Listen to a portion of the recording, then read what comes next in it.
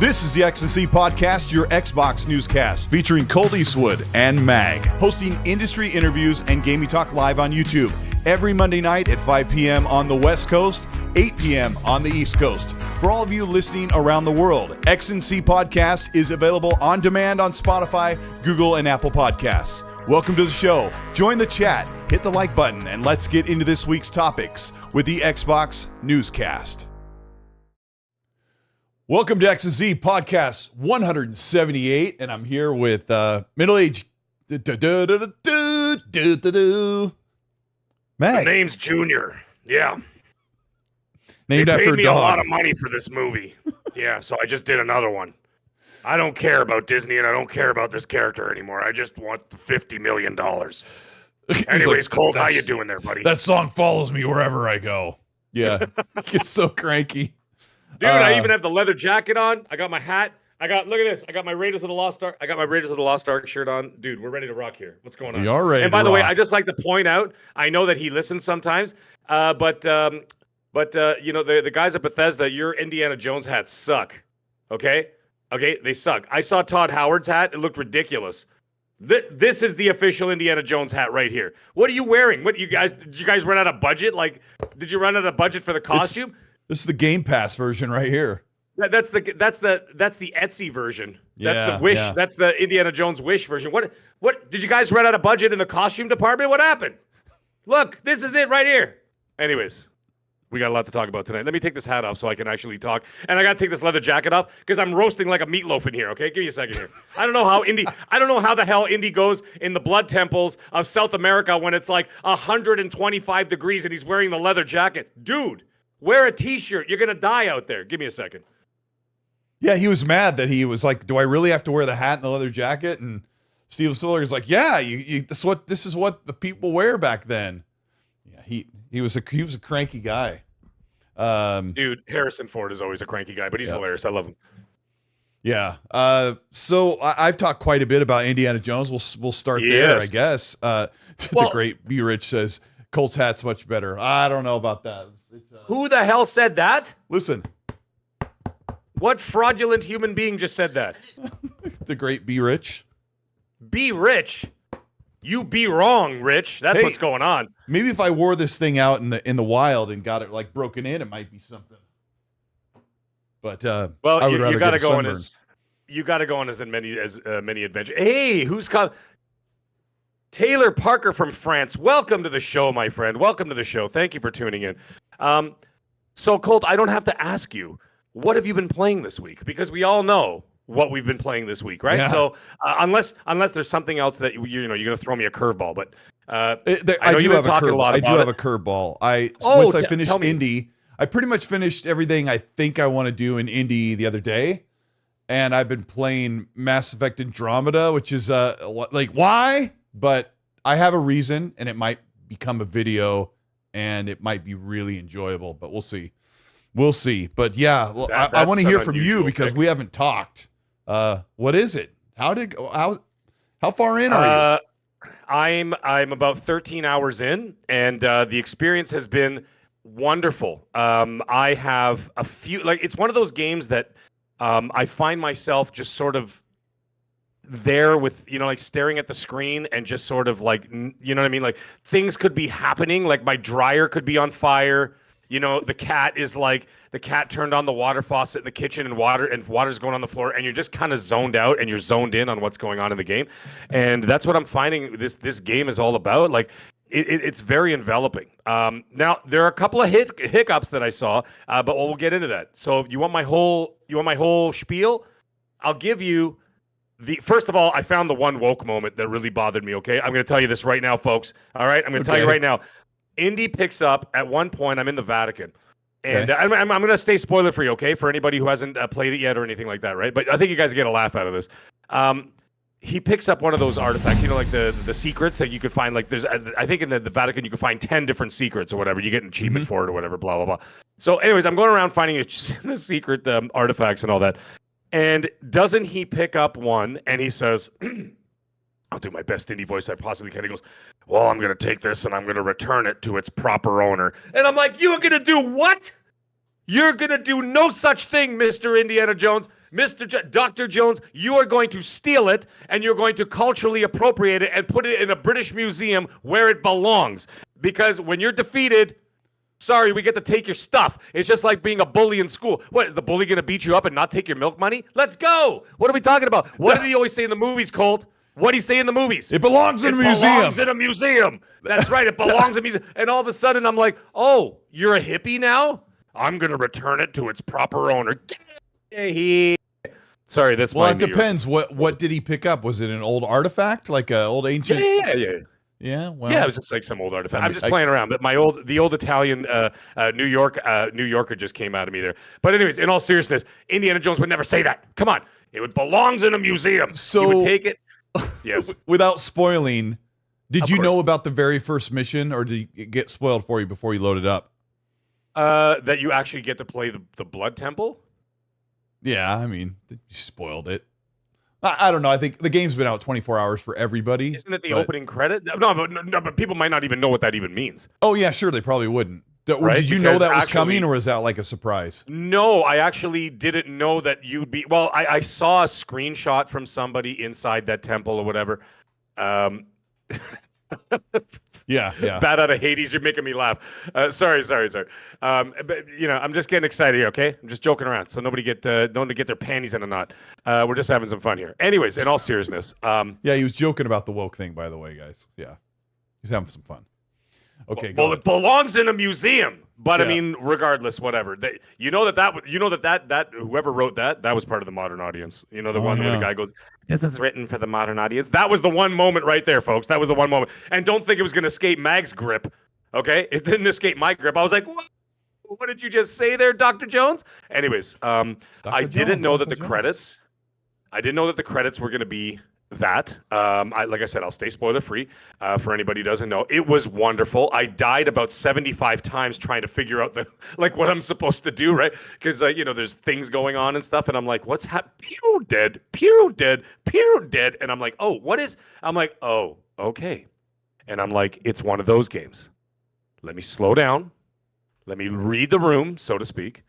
Let me figure this out, and then we'll take it from there. And I'm like, all right, this is it. So now I understand the game. So now, let me give you my review, what I see is going on. Apart from that funny little business I just talked about. I'll say the things that I found that I did not like, that I think slowed down the experience for me a little bit. The doors. And I don't mean the awesome band from the late 60s. I mean the doors. When you have to press 3 effing buttons to open a door. I don't like that. That is Starfield stuff. Okay, you can do that in Starfield. Get good. Yeah. It's X, left stick to the right. That's it. No, it's not. Then just push that. forward. You also have to. Forward. You also. Yeah. But you also have to press. Come on, you need to get better. No. Well, how can you get better at pressing a button? It's just it's the right directional button first to pull the key out. Then you so it's have 4 to buttons. press it. So it's 4 buttons. Mm-hmm. I think that's a little ridiculous. Is that a deal breaker for you? No, I'm just pointing out the little nitpicky stuff. So I'm just saying, like, why do you have to have a 4-button sequence to open an effing door? Where, like, Resident Evil, you pick up a key, you walk through the door just opens. Or you press 1 button and then just the Resident Evil's made for noobs, so... Resident Evil. I'm just kidding, Mag. Yeah, I'm going to reach through this microphone and come in through that camera, and, like, all of a sudden you're going to see this arm coming from your screen. It's like my... So, anyways, there was no need for that. The stamina bar actually hasn't come into play at all. Like, I've been actually doing a lot of traversing and everything else or whatever, and it really doesn't. I mean, it's gotten close to running out, and even underwater and stuff like that. Mm-hmm. But I haven't found it to be like distracting. Right? At first, I was worried about it. I'm like, oh my god, this is going to be so distracting because I'm going to be climbing on a like shimmying or something, and I'm like, oh my god, I'm going to be staring at this stamina bar. But the stamina bar really hasn't really affected the gameplay, which then leads me to my next point. What's the point of even having the stamina bar to begin with? Just leave it out of the game. Just leave it out of the game. Just forget it. Well, I mean, you don't really need it for traversal all that much. It does kind of make you feel a little bit nervous, but it comes into play when you're punching. You get winded. Yes. After you can knock out like 2 guys, and then after that, you're probably used up your stamina bar, and you have to give it a second. But yes, now that's fair. Then keep it in the combat. I would keep it in the combat and remove it from the traversal. There's no need for it to be in the traversal. So far, I haven't run out of any of it. Speaking of the traversal, and you can upgrade it too early on by looking for books. Oh yes. Yeah. Yes, you can upgrade it. Yes. What else was there? I found like when you do the whip. I love the whip mechanic. By the way, the right bumper. It's a good position to have the whip accessible. Right, wham, just do your thing. Climbing and was really slow. He's like. Oh yeah. And I'm sitting there going, dude, like I know it's a video game. It's just a video game. You can speed it up. Like it doesn't have to be that realistic. Like, like even the Nathan Drake. I know people are gonna, you're always gonna like, compare it to Nathan Drake or whatever. Yeah. You could speed it up just a little bit. He doesn't have to be a soul. However, at the same time, there is a bit of realism there where you actually feel, and I found it, you can actually feel the weight of the character trying to use a bullwhip to climb. Like when you feel that, you feel the heaviness of his body as he's trying to pull himself up on the bullwhip. So in that respect, I'm like, well, maybe that's actually a good thing. So I'm like, well, that's not that egregious. But either way, those are the other things. Now, the other things, gameplay itself. Now let's get into the meat and potatoes here. Gameplay, I'm giving it a 9 out of 10. It's an absolute stellar experience. It's smooth, it's intuitive, it's fast, it's tight controls. That's the ID Software stuff going on. Mm-hmm. Absolutely remarkable. I gave it a 9 out of 10 there. The music is a 10 out of 10. The music's so good it got flagged like 3 times when I tried to produce my video for Bethesda. Yeah, see, that's why another reason why I don't want to like stream it, because now my channel's open and I'm streaming, and I'm like, I can't do this because as soon as you hear it, bang, that's it. Your stream is done, right? So I'm like, thanks, yep. Thanks, John Williams. John Williams is like waiting. He's like, yeah, he's like, oh, John Williams is like, oh, that mag is streaming again. I'm gonna get him. Like I said, the music is a 10 out of 10, whether it's the actual indie score or whether it's other filler music that they put in the game. Hey, how about remarkable. that love theme? Great. Love theme is great. The like, when you're like in a tomb or in a crypt or you're this and that, and the strings just go in, it nails it nails the Indiana Jones feel to a T. Like even when if you watch like Indiana Jones and the Last Crusade and he's going through the thing, only the penitent man will pass, only the penitent man will pass. And all you hear is those eerie strings just playing ever so lightly. And it just puts you on edge that you're just like, holy crap, what's about to happen here? That this is terrifying. Is some, you know what I mean? Is like something going to happen? Is the floor going to fall? Is a spike going to come out of the wall? Whatever. And this portrays that exact feeling. I gave that an absolute 10 out of 10. The atmosphere of the game itself, an absolute 10 out of 10. They have nailed this Indy Jones feel to a T. It's just a straight 10 out of 10. Every crypt, every room, every temple, every bit of like everywhere you go, you're in. I'm trying to stay spoiler free, so I'm tripping on my words here. Yeah. But like if you go into like like I said, these tombs, temples, catacombs, graves, whatever, and cathedrals and everything, you feel like you're there, and that is where I feel that first person mode really nails it. Is that you feel that you're there witnessing this for yourself for the first time, and that's the other thing. It's the and actually I'm gonna say it. I don't care. Dreamcast guy had a great review of the game, and he said, I felt the same sense of wonder that Indy felt as you, like, let's say you open up a crypt or you get into a crypt or whatever, discover something or a secret door or whatever. You feel like you're experiencing it for the first time, just like he is going, wow, there's a secret, blah, blah, blah, blah, fill in the blanks. Mm-hmm. And you feel that same sense of wonder and excitement and fear that Indy feels. And a lot of that is tied into that first person mode, I believe. And I gave that an absolute 10 out of 10 for that. Couple of the other things I found, I laughed about it, but it's not a deal breaker. I just thought they were kind of hilarious. Like zip lining and like the Vatican. There's like 85 guys there. No, there's like 3 guys down there, and you're just like coming down with the khaki pants. Well, it's funny because there's like 85 people in like a courtyard. There's like 70 priests and nuns, and there's like 15 like fascists. Yep. And you're ziplining right in front of their face, and nobody even reacts. And you land on top of a tent, and you just get down like, Nothing happens. Nobody reacts. Some of the stealth stuff was kind of funny. The beginning, it was a little bit rudimentary, I found. Like, for example, you'd only have one guy per area, and it's just like a guy standing there.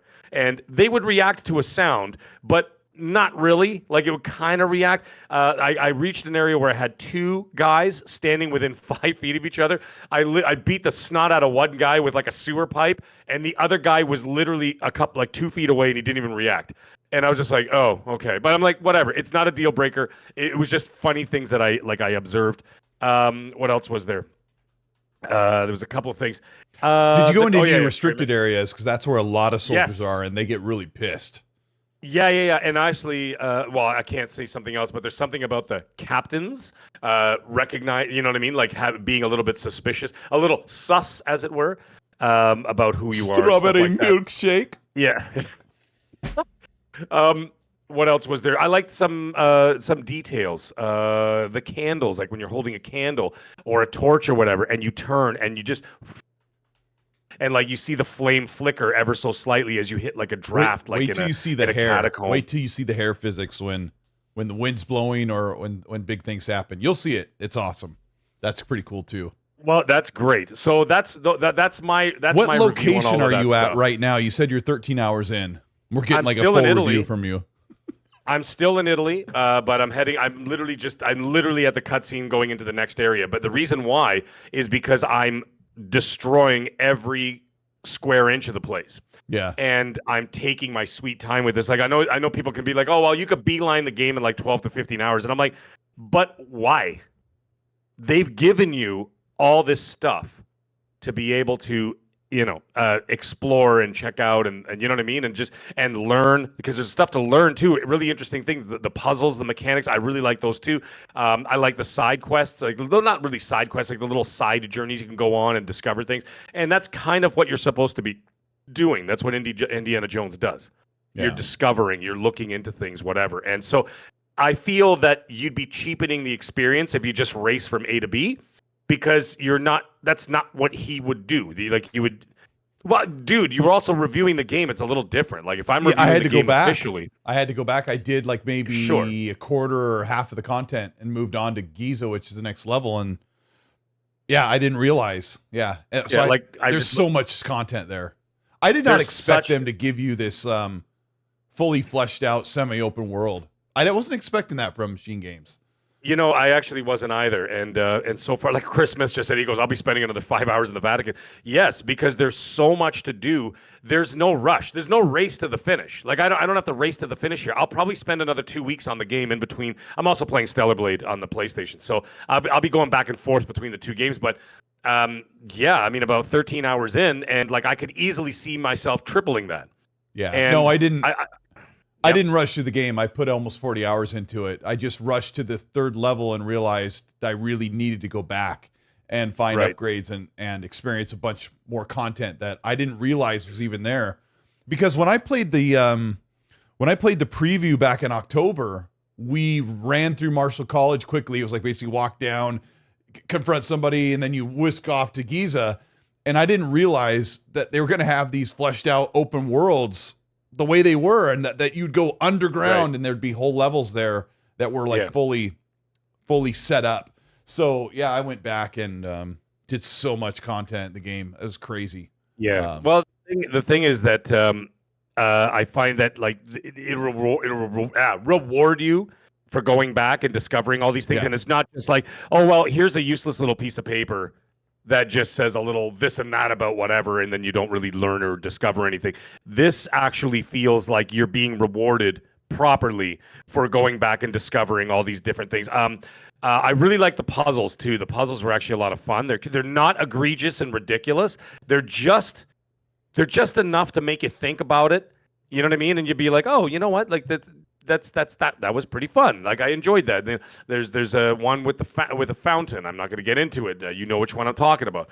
And so it's fun. It was fun, and like I said, it's not holding your hand, but it's also not ridiculous that I have to Google it every 5 seconds to find out what the hell I'm supposed to do. Right. So I did enjoy that. Small things, like I said. Sorry, go ahead. Oh, I was going to sort of switch tracks, so keep going. Oh, I was going to say the little things that I was nitpicking at the beginning before I went into my tirade of 9s and 10s is those things are so overlookable, if that's even a word. And the reason why is because the game is so well presented that those little things, you notice them, but they don't detract from the experience, right? And because they don't detract from that experience, you don't feel like you need to dock a point because you had to press 4 buttons to open a door. You just get used to it, or whatever. I did find some areas, even actually there's a part in the fountain, and the graphics didn't look so hot. And I took a couple screenshots. I should send them to you. I'm like, dude, what the hell is this? But then all of a sudden you turn around, and the graphics are gorgeous. And you're like, wow, look at that. I saw Crap Gamer put up all these screenshots, and they were stunning. My wife was watching me play, and she's like, this is gorgeous. And she was like, this is a beautiful game. And I'm like, yeah, look at this. And then all of a sudden, you'll get to like one area where it's almost like they didn't finish that room. It's almost like they're like, we'll get to that room later. And they just never got back to that room. And you're like, that's weird. But consistently, I'd say 99.9% of the time. Someone made fun of you, by the way. I saw that on Twitter. You posted a screenshot, and some of it looked a little bit muddy. And so, some guys are like, sometimes you'll walk into a room and take a screenshot. Yeah, I'll walk into a room and take a screenshot. And like once you just like have just a screenshot, it's like it sucks all the life out of like walking up those stairs with the lighter and like this room opens up. The lighting effects and the particle effects are excellent. It's like, part of the problem we deal with right now with gamers who do way more talking and watching than they do playing. And play the game. Yeah, people just like they look at like, oh, trash, it's first person. Like you're gonna love this game in first person. You're gonna be glad it is, and I was glad it was too. Well, that's what I'm saying, Colt. What I'm saying is like these little nitpicky things. I'm bringing them up because we're discussing it, right? Sure. I'm not bringing it up to be a jerk. I'm not bringing it up because I'm not happy with it. I'm bringing it up just so I can say I noticed these things. However, like I said, the entire package is so well presented and so good that you don't dwell on those things. And the people that do dwell on those things are not playing the game.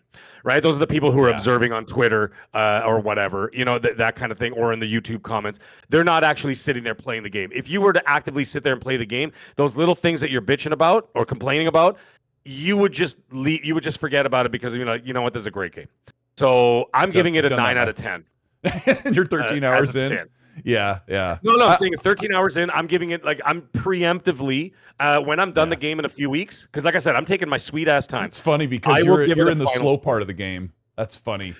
You see, that's my next question. I had a question for you, and I'm going to keep it very vague, is that I know a lot of people say, oh, this is the quintessential indie, and I'm like, it is, but it's so far, it's a more of a setup, it seems like, but it seems a lot slower than actual indie, because indie movies, and I know them inside out and backwards. I've literally watched them hundreds of times. I know all the dialogue. I know all the characters' names. Who does this? Everybody.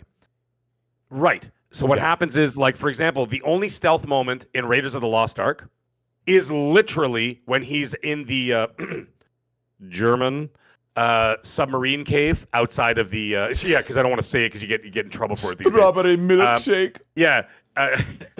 We're going to use the word strawberry. Yeah. Strawberry milkshake is going to be the code for you know what. So when you're in the unse strawberry milkshake. Mm. Yeah, we have ways of making you talk, Colteastwood. Strawberry milkshake, Colteastwood. Speaking of which, did you hear my fascist knock joke? Yeah. No, what is knock? It? Who's there? Knock. We will be asking the questions. That's my favorite moment. I learned that one from my knock joke from Suits. Harvey did that to Lewis. Yeah. Oh, I didn't know that. I just heard it somewhere and I thought that was cute. That's my knock joke for the night, ladies. Wait, do they call they don't call all of them fascists? Do they? Just the ones that are in the one? I'm just gonna blanket use that word so that you don't get flagged and whatever else, right? I don't know. I don't know how YouTube does that. I think I used that word a couple times. Some algorithm, whatever. Yeah. There's a couple of iffy words out there that they don't favor. So that's nice. Anyways, when you're in the strawberry milkshake submarine area where he's sneaking around and then he knocks out a guard and he takes a suit, that is literally the only time in Raiders of the Lost Ark that he's doing stealth. 2.5 hour movie and he's doing stealth for 4 seconds. And when you play the game, you're like, all I'm doing is stealth. Right? So I'm like, where's usually it's split up with a little bit of learning, a little bit of exploring, then an action sequence a la Uncharted. Right? Where do you think Where do you think Uncharted got it from? Bro, you know what I mean? Like Uncharted got it from, from yeah. Everyone's comparing that. Like this is the father of this genre. Will Brookboy Lewis in the chat just absolutely destroyed Xbox Has No Games, a troll account that's in the chat. And I like it said, you do realize Phil Spencer has outlasted 2 heads of PlayStation who couldn't hack it. Oh, come on. They were old and retired. They were old and retired. Oh, they were put out to pasture. Oh, ouch. Yeah. Colt, relax. Phil is like 26. He just looks 76. That's all. Yeah, he's going to retire soon. Y'all I want to talk. Potatoes? Shout out to 500 people. Shout out to 500 who watch the channel and watch the podcast. Thank you so much. Hit the like button. Hit the like button. There you go. Hit the like button. Please, if you're enjoying the show. We're live on YouTube, and then we're also on demand on Spotify and Apple Podcasts. I want to talk about how the absolute negative FUD grifters on YouTube and social media were hell-bent that Indiana Jones and the Great Circle was going to be a colossal failure. It was going to score low. Microsoft wasn't confident in the game because the reviews were coming the day of early access, which is always a bad sign, even though I can name 100 games that got great scores that had their review. We talked about that last week.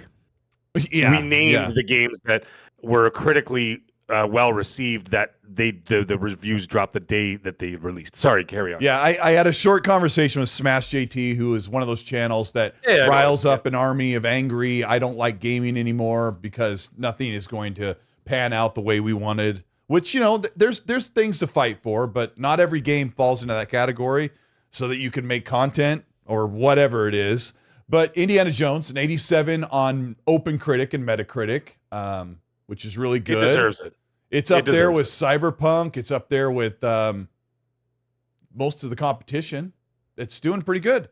So, what was the other thing that they didn't? The woke thing. Yeah, they were. Gina, the journalist, is going to be a girl boss, and she wasn't. So these idiots forgot that Marion literally runs a bar in the Himalayas. Right? She's in. Yeah.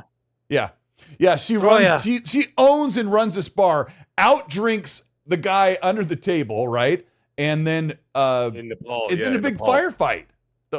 This is what they do in Indiana Jones. Marion is the queen boss, man. She was a queen. She was queen bee right there. She was awesome. I love it. And then even when she came back for Crystal Skull, she was still great in that. A little goofy. She played it a little goofy, but she was still great.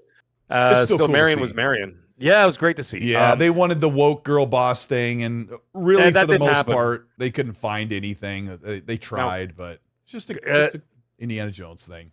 It was done very well, and I didn't find anything in the game except for that funny little thing I told you about. I'm going to bring this artifact back to its proper place.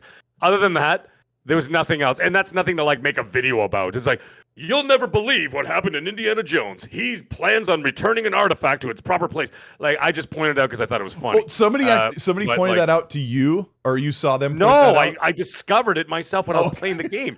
He picked it up and he said that, and I yelled it out. I go, Indiana Jones would never do that, because I make the jokes. I always say it all the time. It belongs in the museum, and I'm like, he would never say that, but that's what they're doing now, right? Like all the activists and stuff. They're all like, return everything, Britain. I want everything brought back to its original place. I'm like, you lost, sucker. We got your milk money now. Wasn't there some great tone stuff? And I know that the movies inside and out. And early on, Brody's like, Indy, you can't just run away from all your problems. And he goes, watch me. And it was Harrison Ford. And people got mad when I referenced Harrison Ford, but don't you feel like you're getting the Harrison Ford Indiana Jones when you play the game? You know what? You really do feel like you're there's a couple of moments where you're just like, okay, that's Troy Baker, but it's not. But 99.99999% of the time, it is a younger Harrison Ford. And so far, like I said, I played a more subdued for a part of the game where it's not so high adventure and this and that. And that's what I was getting into, by the way. I know. I'm not expecting massive. I don't even know what to expect. But like I said, the Indy Jones movies have a mixture of all these things, and everything ends with an action sequence, right? From the chase in Cairo, the Blood Temple in Raiders of the Lost Ark, to the actual the island where they open the ark, to the part where he the truck chase scene when he's on the horse in Raiders of the Lost Ark. Yeah. Then you go to, of course, Club Obi-Wan in Temple of Doom. Then goes into the airplane sequence, into the raft sequence, into the Pancot Palace, and then Pancot Palace dinner, and then going into the Temple of Doom itself, seeing the Kali. Do that kind of stuff, what happened in there for anybody who hasn't seen the movies.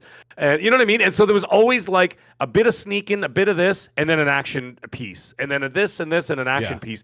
I haven't faced a lot of that. I haven't faced any. There's been a couple of moments where you're like, ooh, like you might have to escape a trap or something like that, which is great. I love it. And I love those kind of things. You know what it reminds me of? And the thing is, I know people are like, oh, it's great that it's different because you're not going to compare it to Uncharted or Tomb Raider. I actually liken this game to Indiana Jones and the Infernal Machine and the very first Tomb Raider game. Because if you remember, I'm talking the very first Tomb Raider on PlayStation 1, 30 years ago.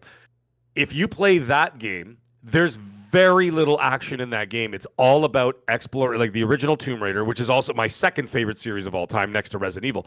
And it's all about exploration. How am I going to get from A to B? You go into a temple. How am I going to get from here to there? Yeah. How am I going to traverse this? How am I going to get out? How am I going to get through these traps? The only things you shoot in that game is maybe a couple of tigers and a couple of monkeys, like a couple of animals and stuff. Very little combat in the game. You have the guns, of course. I didn't realize that. Yes, but the majority of it, I would say 95% of that game is exploration and basically troubleshooting. How am I going to get from A to B? And that's where I feel this indie game so far has been in that vein. And I'm really, really feeling that same feeling I felt back 30 years ago when I played Tomb Raider, that sense of discovery and awe of, oh, wow, this is so cool. Look at what I found.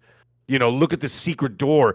Holy crap, I can't wait to go down those stairs and find out what's at the bottom of those stairs, whatever. Like you feel that sense of discovery, and it really brings back those feelings. So like I said, I'm absolutely enjoying the hell out of the game. And it's for me, like I said, it's a 9 out of 10 so far, and I can't see it going down from there. Because from what I understand, it really picks up steam as it goes further on. Right. Yeah. So that being the case, I could see maybe the score going up. Which is good to hear, because at one point you weren't sure if you were just going to wait and play this on PS5 next year, or I'll probably double dip, actually. Yeah. I don't see why not. Like I said that earlier. I said if this game is really awesome, I may double dip and buy it for the Pro and see what happens there. Well, I don't know, whatever. Maybe we'll see how much backlog I got, but I don't see why not. I think so far, like I said, it's a fabulous game. And it's what Xbox really needed right now. I know they have Call of Duty's been good. Remember what we talked about? I was going to do a video about it, but I haven't done it yet. But I was going to talk about how Xbox is 3 games away from completely changing their narrative. And the thing is, like I said, these things take time. It's not 1 game and 2 games and 3 games. It's going to be minimum 5 or 6 games, and then you start to change your narrative, right? It's like a sports team. You can't have a losing record for 3 seasons and then win 3 games in a row and all of a sudden everybody says you're awesome. That's not how it works. Yeah, you have to have winning seasons for several seasons. Everybody goes, okay, like the Dallas Cowboys can't win 3. Yeah, you heard that right, Mav. The Dallas Cowboys can't win 3 games in a row and all of a sudden they're awesome. That doesn't. They just put out Hellblade 2 at the beginning of the year, and that one did well. And it was a good game. It just didn't last. It wasn't and then Flight Sim, they absolutely fumbled Flight Sim, which makes me so angry. That game should easily get another 9 if they wouldn't have screwed it up. But Call of Duty Black Ops, really, really good launch. There's a and hit. Indiana Jones, really good launch. It's number 4 most sold on Steam right now, with Path of Exile 2. Number 1. 2 and 3 are not even games, which is weird. So it's doing okay. It should be doing way better. I think Indiana Jones and the Great Circle is not selling big time, because I think people are really leery about if they would like the game as first person, or I'm not sure if it's going to be great. 87 sounds really good. I'm not sure if I want to spend $100 or $70. There were I don't know, there were over, I don't know what the number was, but they made like $1 million easily the first couple days from early access. But I would err on the side that Indiana Jones is not going to be a big seller, but I think they probably had a nice spike in Game Pass subscriptions. But it's also what you're doing at the same time here is that if you're not getting the sales, you're changing the narrative, which is just as important as sales. Yes. You see what I'm getting at? So like, even if you're not making those sales mark, or they don't, or like people aren't engaging as much or whatever, you can't say that the quality of games are what we've experienced over the last 10 years off and on, well, mostly on and off with Xbox. And that's the narrative that's always been out there, that Xbox can't produce quality, right? And people, and I'm not saying we're saying that, whatever, but there's a lot of people out there who feel that way or don't give it the time of day, and a lot of channels, a lot of big channels, a lot of media outlets too, that will not. But you released Stellar Blade, which is a good game. It just didn't make a huge splash, but it was a well-made game. That's then you got the Black Ops. You got the Black Ops, which was well, you know, that was going to be a wild success anyway. But the thing is, it was extra wild success because the game was actually better than most of the Call of Duties I've been playing in recent years. So you've got 2 hits on your hands in 1 year. Now you've got Indy Jones. That's 3 hits in 1 year. The Flight Simulator, you could say that's here or there because that is such a niche thing that I don't even consider that. Yeah, I don't even consider that part of like the zeitgeist of like conversation. It's just kind of there for like the hardcore, but it's not. I don't put it as part of the mainstream. So you've got 3 hits in 1 year for Xbox, right? Not hits. Just don't make us wait hits, 6 months. Quality games. Quality games is what I'm saying. Sorry, that's quality. Let me read a couple chats here because sure. Sith Lord says, Mag, say something. He kept saying, Mag, say something because I kept saying that as I couldn't get your mic working. I hope you enjoy the game. I need more free time. I watched all the movies last week and it really got me excited, and I need a hat. So welcome. I'll send you my hat, Sith Lord. I'll send you my hat. I'll send it signed. Meat Puppet, thank you so much for rejoining the channel membership. Appreciate you. They've been around for 31 months. Michael Bolton in the chat says, what streaming service has all the indie movies? Well, Amazon Prime will have them, but you have to rent them for $4 if you have Prime. Well, Disney Plus owns them. Are they on Disney Plus? Well, I'll find out. I'll tell you right now. Yeah. But Disney owns Indiana Jones. They own Lucasfilm. So they would have to have all of them on there. I think they are. I didn't think about that. Yeah, they are, including Dial of Destiny. However, Netflix had them for a long time, and they were sort of sharing them back and forth because Netflix had actually purchased the streaming rights to the to the films.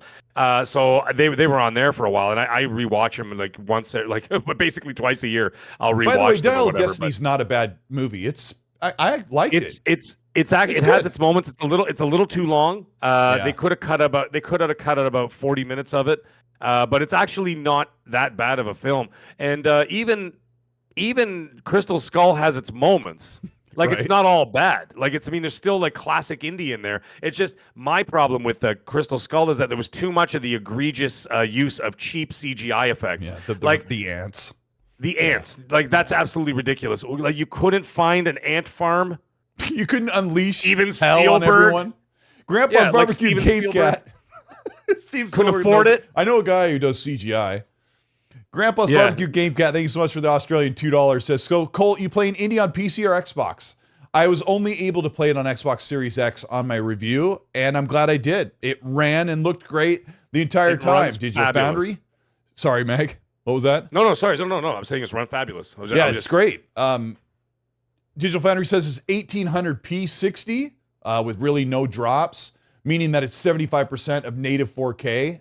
Now it's got a new patch that came out the other day.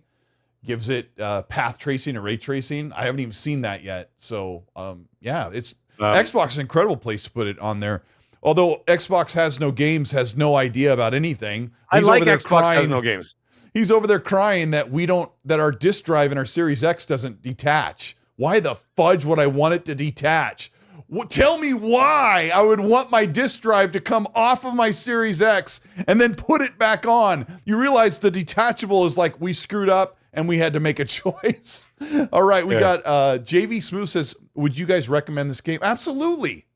Absolutely. Yeah, Meg says it's a 9 so far. 100%. Yeah, I would absolutely recommend this game. And the thing is, you have to know what kind of a game you're getting into. This is not an action. Well, I mean, it's not so far. It's not action adventure. I'm sure there's going to be some in there. It's an immersive action sim. It's immersive. It's immersive. It's fun.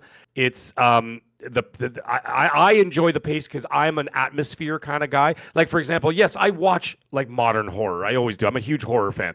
And I watch Terrifier 3. I watch all those movies and this and that. However, my favorite movies to watch in the horror genre are the 1950s horror movies, like the Vincent Price ones, House on Haunted Hill, The Pit and the Pendulum, things like that. And I watch House of Wax, the original, not the one with Paris Hilton. But you know what I mean? I watch those ones because there's atmosphere, right? Yeah.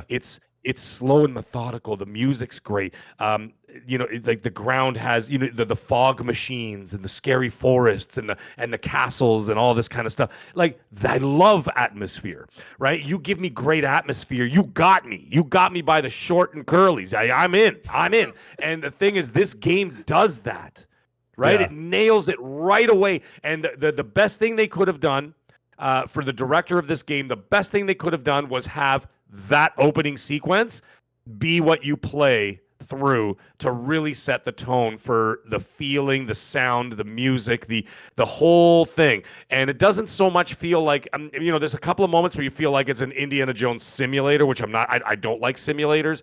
Just give me a game, give me an entertaining product. Yeah. So like going through your satchel and looking for stuff, I'm like, ugh, come on. I just want to just give me my whip and that's it. Like I haven't pulled a gun out yet. I have no need to. I have no desire to. I don't feel like this is the kind of game where I need to pull out the gun. I didn't use a revolver, and when I did, it was very, very underwhelming. I had a little bit of gripes about the combat, but freaking great game. Ingweb, Wolverine is not going to Xbox. Yeah, that was. I don't even know if we bring it up, but I just think somebody like put up this supposed rumor that Disney was going to require Marvel was going to require that it's going to require that Wolverine goes to Xbox. I'm like, no, it doesn't work. It's not happening. And the games are not going day to day to PC either. They literally said that's not happening. So they will shorten the windows on some of the games, but they're not going there first because their focus is still the console, and it'll continue to be that even into the next generation. Unless the game is under a criteria that they say. Oh well, that's different. Right? Like a Helldivers 3. If Helldivers 3 will launch day and date on PC or Fair Games and the PS6. Yes. Well, the problem is that PlayStation has more games that will likely launch on PC day and date than they do games that will not launch on PC day and date. But the whole thing's fluid right now. PlayStation has to make major changes, just like Xbox is. They're just different. Will Broke Boy Lewis, thank you so much for the $5 super chat. Says, okay, Colt, what's the scoop on this Xbox UK tweet saying something little is coming, showing a comet with a green X shooting through the clouds? That was the dumbest marketing beat from Xbox UK I've ever seen this morning.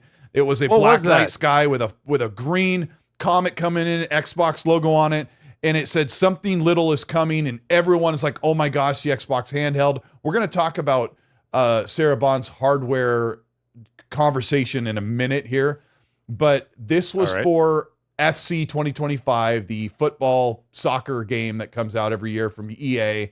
It's either an announcement that it's coming to cloud or that maybe it's going to come to Game Pass or something like that. Something Xbox related with FC 2025. But they said something small. What the hell does that even mean? Something little. Small. I don't know. Just something little. Like little. And then people are like, oh, it's the cloud device. It's all this. No, it's the FC 2025 game. And as soon as I hit the hashtag and it went to the FC 2025 stuff over and over, I'm like, so I put the fire out as quickly as possible. Boomstick was like, oh my gosh, they're announcing the handheld soon. I'm like, no. We are going to get into, there's been a lot of talk about Indiana Jones, but we're going to get into the Game Awards. Let me make sure. Right. P asks, guys, does it pick up after the Vatican? Absolutely it does. Yeah. Once you get to the third level, it gets even more Indiana Jones. So that's awesome. The last thing, Andy Gomez, The Sopranos.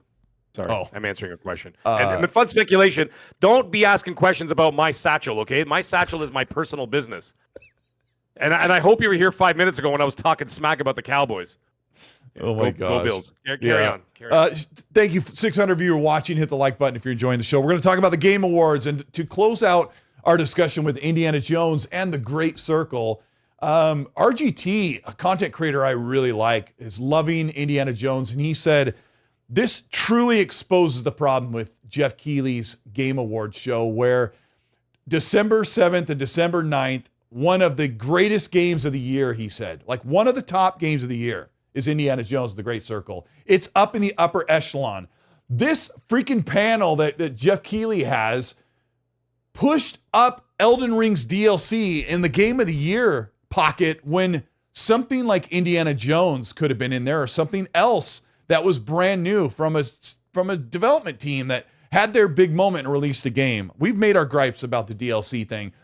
I stand on the ground that Elden Ring's DLC does not belong in a Game of the Year nomination packet at all, because it's not a new game and it minimizes everything that these studios and publishers and developers do to launch a game within the window of the Game Awards and to be overshadowed by someone's microtransaction.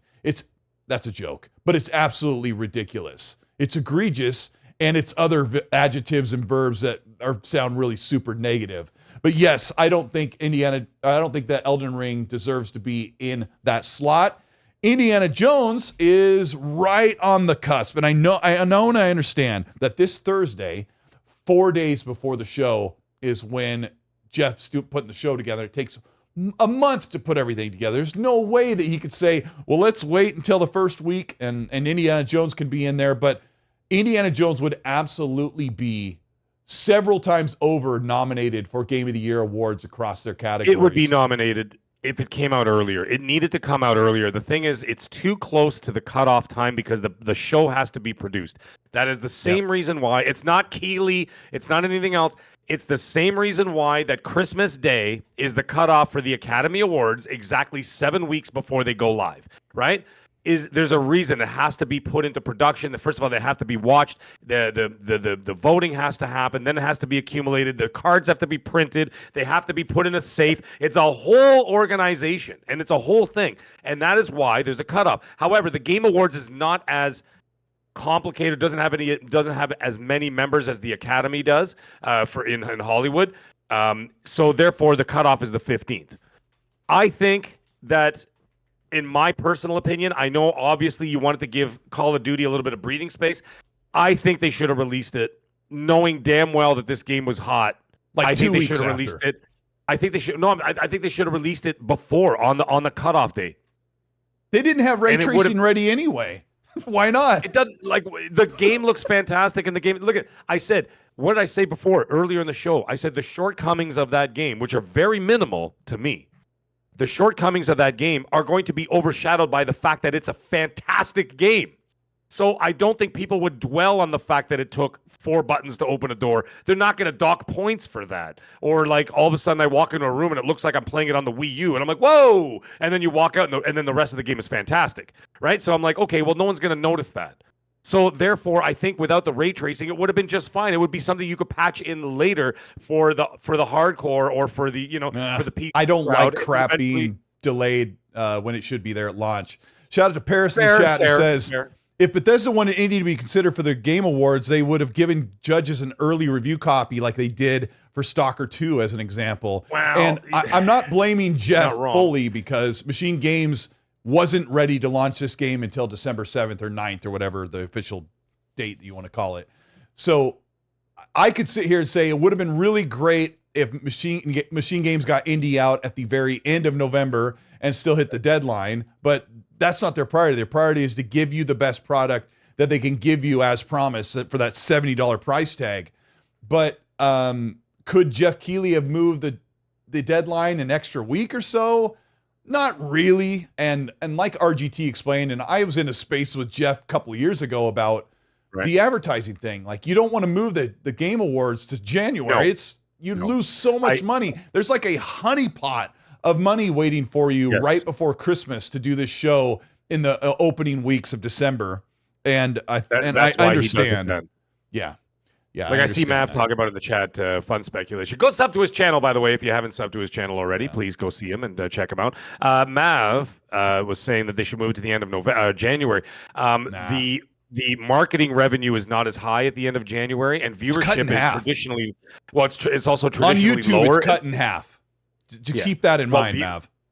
viewership in general in January is the lowest, and also that also goes coincides with consumerism. Consumerism is at its lowest point in January. The highest point of consumerism and viewership is in December, and that's why he runs it in December, is because it also helps the developers when these games are nominated and everything else. And then you get into the holiday season, people will buy more of it. So it actually behooves them all to be a part of this before the holiday season takes place. So that's why they strategically put it at that time of year, right? So that there's multiple reasons why. And like I said, I'm involved in the Hollywood side of things, so I know exactly what's going on over there, their reasoning for what they do when they do, which I'm not at liberty to discuss. What Paris was talking about was an interesting point. Is that the only reason why I would actually balk against that is that early of a review code. Leaked copies of the game will get out there. Yeah. The story will get out there. Insiders will get into, and it's going to spoil the game. Not just spoil the game for spoilers, so to speak. I think it would actually sort of dampen the actual release of the game itself, and sort of diminish the, you know what I mean, like the debut of the game itself. So I think that that's probably a reason why it wasn't even considered. But anyway, It's just a good thought. It's a good thought. It's not a bad thought. It's a good thought. Colin Prime in the chat says it should be about the games, not the awards, or not the sorry, where was it?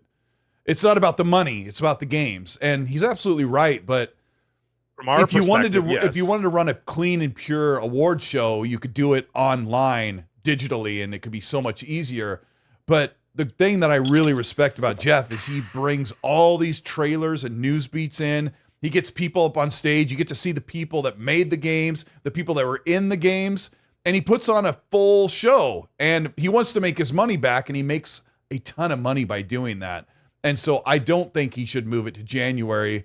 I just think the fault really goes on MachineGames, who were not ready to commit before December 7th to put that game out. And that's why it's where it is. Let me see. Udana Kizada, thanks so much for the $5 super, says, certain fanboys have their chalky milk, popcorn, and extra dose of copium, and PlayStation is #1, foam fingers ready for the Concord episodes of Secret Levels. The troll of Udani strikes yet again. I love it, though. Fanbois.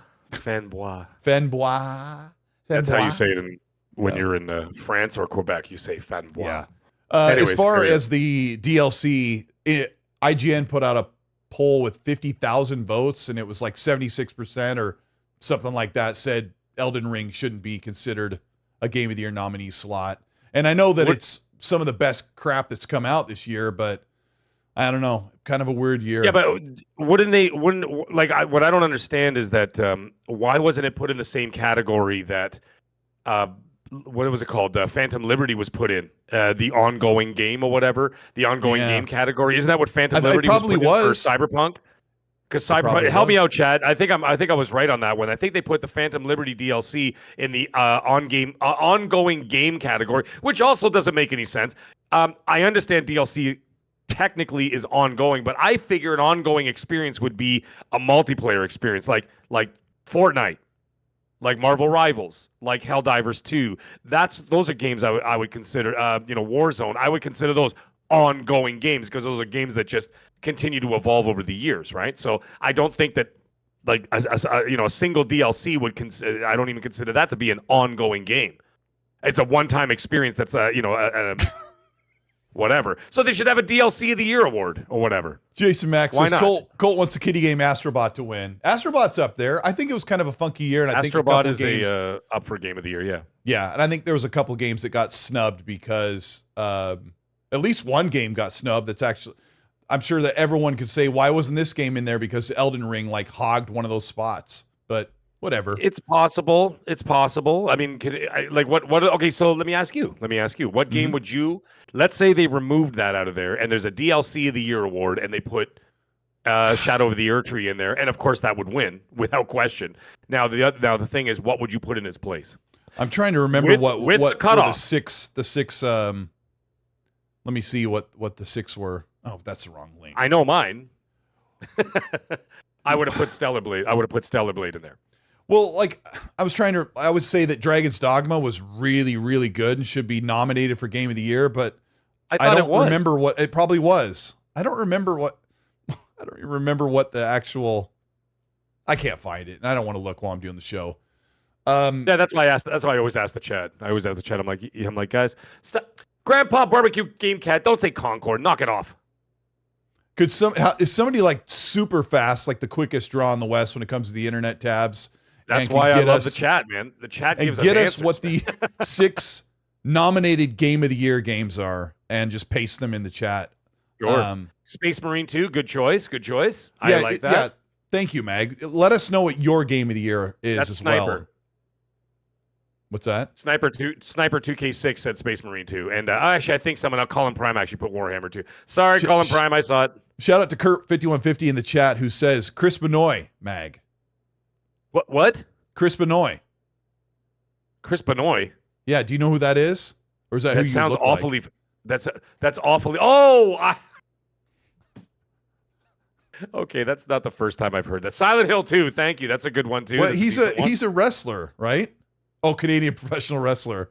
What? He doesn't look like you. No. I don't know. I don't say his name anymore. Chris Benoit. When you said Benoit, okay. I'm like, who the hell is that? I'm like, he's talking about Chris Benoit. French Canadian. Chris Benoit. No, he was. He had an unhappy ending. And then they removed him from the Hall of Fame and everything. They basically erased his memory because he did a horrible thing at the end of his life. Oh, so yeah, I don't even talk about it. Everyone's writing the name over and over, like it's Benoit. Wait, what do you call those things that the people eat from down in Louisiana? The little desserts. What? Beignets. Oh yeah. Okay. And what is the thing? The toilet that squirts water in your rear end? Oh yeah, my cousin has one. They swear by those. Bidet. Yeah, so they swear by those things. I know my friend does too. Yeah, he's like, I've got on tap hot water, and then it's like, okay, thank you. I was talking about Taco Bell. He goes, I don't worry about Taco Bell. I have a Benoit. I'm like, what? Yeah. You have a what? You have a Benoit. Yeah, the chat. I know it's one way of putting it. What I said, an unhappy ending. I'm trying to be vague about it because it was so unspeakable what he did that I just was like, no, man, I don't even recognize him anymore. I see some people put Instagram reels and stuff making jokes, and I'm like, guys, that is not funny. So not at all. Colt, look it up. You'll see what he did. It was awful. Oh gosh! Right now, on my not face, now. It'll pan my face. Hey, yeah. Kurt wants to know: Are you going to do a live stream Christmas break with Boner Jams? Like the two of us should go on there on a Wednesday. We should go on. Yeah, there. Let's do it. I'm in. Yeah, just send us a message. We'll go on there and no shirts. It'll be great. No shirts. To hell with oh no, it's Alex. My nipples are way better than his. Oh my gosh, he's been destroying fanboys lately. It's been great. So the Game Awards, there's a couple of things that are planning to pan out. Some are already kind of a sure thing. Borderlands 4's reveal. Yeah. I really want to be excited. Borderlands 4 just has to be better than 3, and then I'll be excited. 3. I loved 3. I like 3. That's about it. I mean, what do you know? What do you know about Borderlands? First of all, Randy Pitchford is the Suge Knight of the video game industry. He is a complete wild man and just a complete psycho, and he's just hilarious. But he's a problem. Of course he's a problem. Like I said, Randy Pitchford is literally the Suge Knight of the video game industry. I'm surprised he doesn't come out of his giant truck with a cigar and start beating up and doing magic tricks. Yeah, beating up bellhops and stuff. Like, you pucked in my pocket spot. I'm Randy Pitchford. Hold my drink. Anyways, whatever. That's I'll slap you in the mouth. I'm Randy Pitchford. Yeah. I did a mixture of Suge Knight, and then of course I went right into Rick James. But anyways, of course I didn't do the voice. I don't want to do any appropriation. Anyways, all joking aside. Heaven forbid. Yeah. I know. We're gonna return this artifact to its proper owners. I'm never gonna get over it. It belongs in a museum. Anyhow, all joking aside, I'm very excited for Borderlands 4. Apparently, Randy Pitchford is very excited about Borderlands 4. Of course. He's totally jacked about it. He's just he's going off. He's like, oh man, I can't wait for you guys to see this trailer. I can't wait for this. I can't wait for that. Now, the thing is, I'm a huge fan of Borderlands from 1 all the way up. I played every single game. I even went back, even though I played Borderlands the pre-sequel, and I played Borderlands 2 and Borderlands 1. When they released the Handsome Jack collection, which gave a whole separate achievement list, because I played those ones on Xbox. I played all the Borderlands on Xbox, not on PlayStation. I love how I wrote Borderlands 2 when they released the they released the Handsome Jack collection. They had a whole new achievement list. I went back and got another 2,000 achievement points and played it again from start to finish and did the completions on those because I love them so much. That was my guilty pleasure game. That was and Forza Horizon 3. Like, I always went back and just played them and just felt so good, so comfortable. Even Borderlands 3, I got 2,000 out of 2,000 achievements. I played all the DLCs. I played everything, adored it. I played it with Noof Nukem as well. We had a blast. Actually, you know what's funny? That's where I met Noof Nukem for the first time. I played Borderlands 2 with him on his live stream back in 2017. Oh, get out of here. Yeah, I remember what level it was, too, because we were getting just destroyed. Yeah, it was a Hyperion level.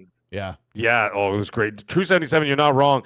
Borderlands, the Telltale game, was also excellent. That was also another completion for me.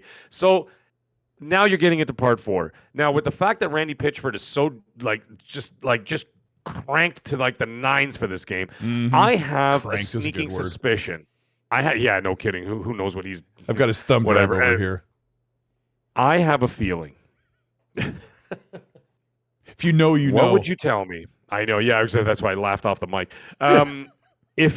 What do you guys think about this? This is just a conspiracy theory of mine. Okay. I say Handsome Jack comes back. You have to. The game sucks. And I think the 3 sucks. The antagonists are horrible. I hated them. They were all right. I think they were okay, but they were not Handsome Jack. They were not good at all. Now, Handsome Jack is dead. All right. We will agree to disagree. I didn't think they were horrible. Handsome Jack's they were amazing. Great. No, Handsome Jack is by far the greatest villain in that entire series. Hands down. There's no question. He's one of the greatest villains in all video gaming history. In fact, you're absolutely right. Handsome Jack is up there as one of the... He's like in the top 10 greatest villains in video game history. Absolutely. I gotta say that I think that they're gonna make him return, and the way to do it, they showed like some mechanical hand or something, like as a teaser at the end of Borderlands 3, and then grab something, and then it just cuts off, right? And you're like, what the hell was that? Who the hell was that? And was that a person or was it an android? What is it? I think someone rebuilt Handsome Jack because he's basically, he's dead. Yeah. So I think that they brought him back, and maybe he's like half android, half human, and now they've got this like super Terminator style, whatever smorgasbord of half electronic, half human, RoboCop style Handsome Jack. And it's Handsome Jack has to make his triumphant return. There's no other way. And for Randy Pitchford to be this jacked up about it, like I said, it's got to be Handsome Jack's return. Yeah, Pitchford's doing that. That's for sure. He's got old Borderlands 2 discs. Spin that wax. He's like, for sure. And he's doing. I apologize. I'm getting sued. I apologize. No, we're just kidding. But I do have some drive. Udana Kizada in the chat was hanging around with me at the IGN Live event at the Xbox Showcase Week in LA in June, and we talked to a guy that worked at Gearbox all the way up until that summer, like that year in 2024. Yeah, so early this year. And I said, are we going to see Borderlands 4 at the Xbox Showcase? He goes, no, not yet. But he did allude to some really, really cool things happening in Borderlands 4. And since we were just standing there surrounded by people, I was like, I just kind of kept it cool. Like, I'm not going to really ask him much, but I'm really excited. I really do love Borderlands 4. And I don't know how many people still talk about it, but I'm excited for it. I think it's going to be a big reveal. We're going to get it. I think we're going to get it before. I think it's going to be in the spring. And the reason why I think a lot of these games are going to come, I think the first half of this year is going to be very top heavy. And the reason why is because Grand Theft Auto's big fat ass is going to take up every chair on the airplane in September. So, you know what I'm saying? So as everybody's trying to get a seat on the airplane, here comes the 800-pound gorilla in the room, GTA 6, and just sits down and goes, hoof, and then just takes up all the chairs, right? Yeah, that's another topic. Yep. You don't want to get in the way. I don't care. I know that there's some discourse going on there going, GTA's gone woke. It probably has for all we know. But you know what? It doesn't matter. It's going to sell 180 million copies. And you're going to like it. Doesn't make it. And you're going to like it. It's even I'm going to like it. What the hell am I going to say? And then, all these reports coming out. In the chat says something little is coming. Randy Pitchford's thumb drive, and that made me laugh while you were talking. Baby. We're going to talk about Grand Theft Auto as well, but it doesn't really fit into the Game Awards stuff because right now I got to put you on the spot, Meg, and I'm going to forewarn you because I didn't forewarn you. There's some stuff that I have heard for a while coming around, and I'm planning on making a video about this, but I'm just going to warn you now that I'm going to get into some stuff that you probably going to say no comment, okay?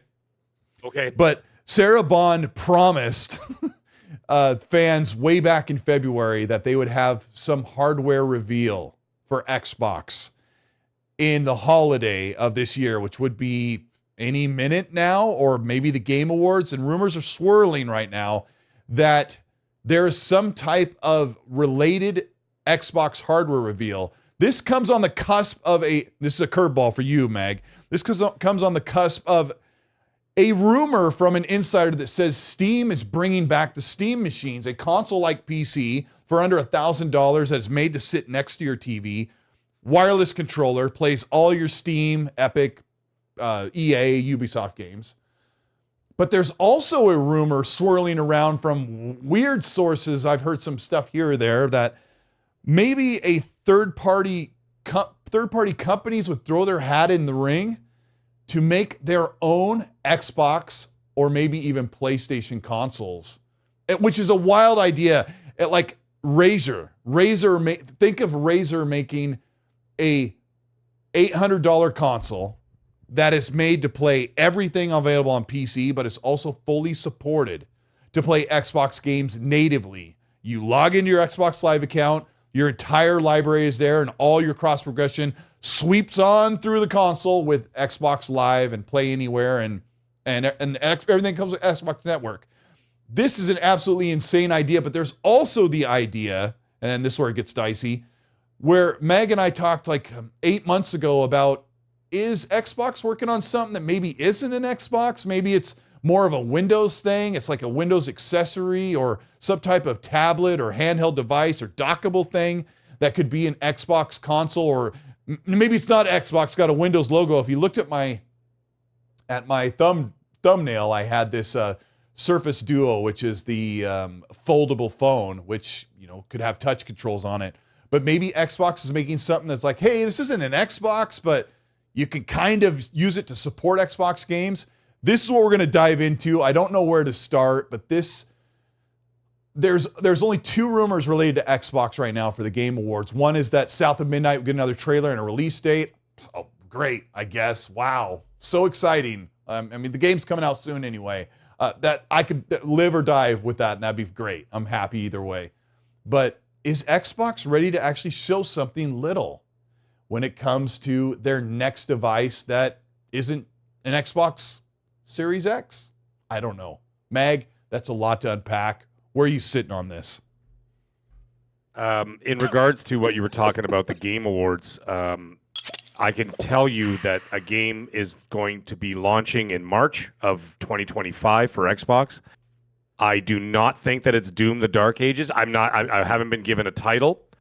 Okay. But I think it's going to be South of Midnight. And the reason why I'm saying that is because it's considered to be a smaller experience, and Avowed comes out the month before. You don't want to cannibalize sales of AAA games with like your Avowed and then, drop Doom 4 weeks later, right? Or maybe even 5 weeks later, whatever, right? So my guess is that it's going to be South of Midnight, makes the most sense, and then give it a couple of months, and then like let's say late May, early June, which seems to track for something like Doom: The Dark Ages, you release it then.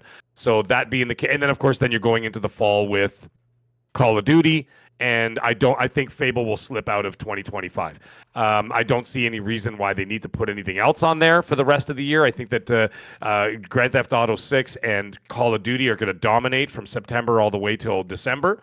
right? So that's my guess there. So that I have actually heard for sure that there's going to be an announcement with a date, and the date is March 2025. Xbox will be releasing another game. I can agree with that. That sounds about right. Go ahead. Funny enough, I heard that at the same time, another large outlet, which I won't name here, also said the same thing. So it's starting to go around. And anyways, so that'll start to open up. That not rumor, that word, that report will start to open up to more outlets later on. I mean, mind you, the Game Awards is in 3 days, for crying out loud. So we'll find out then. Now, in regards to hardware. Before you say that, I want to remind people that the stuff that I'm hearing is really like plausible stuff that's like, I could see that happening. And before Mag talks, I want you to just kind of take a, not the grain of salt, but just remember that some things come from something. Okay. Like there must be some reason why the Steam machine is being rumored and stuff, or maybe there's a reason why Tom Warren says this is an Xbox is going to make a lot of sense real soon. So go ahead, man. Go ahead. I have to be careful with the hardware. I have come across some pretty sensitive information, which got out to certain people, found out that I found out. Remember, I called you. I actually called you on the phone, and I was told to walk away from that one. So you were have to be very... Colt, it's Mag. Yeah, like... You're like, Colt, I'm not wearing any pants, but that's not important right now. I got a phone call from some very important person, said, "Hi, we know you know, so can you shut up?" And I was like, okay. So I agreed to keep my mouth shut because I ran across some information that was pretty sensitive. So I was like, okay. So I didn't say a word, and I'm not going to. Now, however, we did discuss earlier this year, and it's not going to change, that one of their devices is a handheld being co-developed by the Windows Surface team. Jason Ronald is not directly involved, but he is overseeing the project as he's working on an under-the-box proper console for next generation. I know a lot of people keep saying they're not making another Xbox because of this, that, and the other. The Steam Deck the Steam box is going to take over an Xbox. Listen, even if Xbox only has 10 million consoles next generation, they will still make one because they're not going to lose money on it. They're just not going to produce 100 million of them. Yeah. The reason why is because they still and will always have a fan base that is going to have a digital library that they're going to want to access and still play future games moving forward. So even if they stopped whatever, they're still going to make just enough Xboxes for the fans who are going to continue to come back, as they are going to still be able to access their digital libraries moving forward. So there's always going to be some form of an Xbox. I'm sorry. That's what it sounded like. Yeah, no kidding. Just because like if PlayStation sells 65, 80 million, 100 million units and Xbox sells 20, doesn't make a difference. They're still going to make the 20 million because there's still 20 million people out there who want access to the Xbox store. Well, that's what Xbox wants. They want them to have access to the store because that's where they make their real money. And of course, the people who are still going to be able to access their digital libraries moving forward, right? So there's always going to be access to that. They're not going to ditch it off completely because of the Steam thing. However, I do know with absolute certainty that the next reveal for hardware is going to be that handheld. That is the next reveal. The console itself is quite a ways away, not like super far away, but far away enough that don't even bother, keeping a candle lit in the window for it. You're not going to get it in the next year or two. So don't even worry about it. Don't even think about it. But the handheld, I have the project name and everything, which I've been asked not to say, is going to be the next reveal. Is it going to be the Game Awards? I stopped asking. I didn't want to know. So. I don't want to know because when I was told to be quiet, I was just like, okay, no problem. I'm going to pretend like I don't know anything and I'm just going to walk away from it. And that's why I've been rather quiet about this whole thing. And I'm being dead serious, okay? I'm being serious about it. It's not something that I want to be involved in. I don't want to know anything about. It just came across my plate and I'm like, okay, I'm staying away from this. So anyways, the point is... if it was like an announcement that was going to happen really soon or somebody was involved in the announcement, like it could get really, really nasty if someone like... There's no point. Yeah, it gets... There's no point. Yeah, it gets really bad. So it's just better to kind of speculate off of like, what if this happens? And I've been thinking about it a lot. If if there was an announcement at the Game Awards on Thursday from Valve that they are bringing back the Steam machine, and that thing's going to look really cool. Even the old ones look cool. And and it says something like in partnership with Xbox, like because the Xbox PC games would already be there no matter what, if it was a Steam machine or if it was a Steam Deck or a desktop PC. Nothing's changed there. But if there's this really cool plug and play, affordable desktop PC at $800, like semi-affordable, like that would be a really cool concept, and it would be the Xbox everywhere thing. Like, here's just yet another way that you could play, because I know there's people like, I love to play my PC like a PC. I love to play my PC like a console. I love doing that. I only want a console, and it kind of bridges that gap. And I'm going to cover that in a video this coming week, probably starting tomorrow and the next day. It's going to be a big, big project. I want to read a couple super chats that are rolling in as well. Sure. We got Will Brokeboy Lewis. Thank you so much for the $5 super chat. Says, Game of the Year nominations, if asking. Thank you. I never even check back in the checks. We got so busy. He says they're Astrobot, Balatro, Black Myth Wukong, Elden Ring, Shadow of the Erdtree, Final Fantasy VII Rebirth, and Metaphor ReFantasia. So if I was going to kick out Elden Ring, like what would be in there? I think I would say that Dragon's Dogma 2 deserves to get a Game of the Year nomination in 2024. Yeah, I thought it was already in there. So I heard there was a great game. So for me, even though I own Dragon's Dogma, I haven't played it yet, but I hear that it's a wonderful game. So I would think that Stellar Blade no, that was the year before. Oh, okay. Stellar Blade and Dragon's Dogma, I think, deserve a spot in there somewhere. Absolutely. Maybe between the two of them battling it out for which one. But Capcom is a great studio, but I mean, man, this Stellar Blade is something else, man. Yeah, even though I've never played Stellar Blade, it's a brand new game. It's highly rated. It's really well polished. It's really well liked. And I would almost feel like a panel could go, I want to put Stellar Blade in the place of Dragon's Dogma because it's a sequel. And I just feel like it deserves that shine. But I don't know if they look at it that way. I don't even know if those guys even play. I don't even know. I don't know. Who knows? But Game Seeker. Yeah, either way. Yeah, sorry, go ahead. Game Seeker, thank you so much for the Canadian $5 super chat. Says, do you think the new Borderlands will have a different look or art style? Would they do that? Mag, what do you think? Would they do what? Sorry, say that again. Would Borderlands 4 have a different look or art style? No, not a chance. No, not a chance. Yeah. No, you're gonna keep the aesthetic that you've had the entire time because there's absolutely no reason to not. It looks so right. Good. So that's the thing. 3 is a great game. Yeah, 3 is a graphical, beautiful game. It's just I couldn't stand it. All the characters just yelled all the time. Why are you yelling? Yes, yeah, I was going to say. Boner Jams, thank you so much for the $5 super. Says, evening boys, heard there will be Kurt B Jams, Megatron, and Colt Westwood crossover. What a treat. Shout out to my boy Steven. If Steven's in the chat, shout out to him as well. I haven't seen if he is, but I know he is. He sends me a picture every week. I watch the show, and that is awesome. I love that. Okay, we cover the Steve machine. We were kind of touching on Grand Theft Auto 6 because a report came out today that major publishers are completely, you covered this a little bit earlier, but they're completely holding on any reveals for when their game is supposed to come out because they're waiting for Grand Theft Auto to strike first with the release window. Yeah. Also, sources are saying that Grand Theft Auto is fully going to hit its target. So if they say 2025, as far as we know, they must already have that delay cooked in there. And I'm going to bank on this one actually makes it this holiday. But, you know, they always delay 3 to 6 months.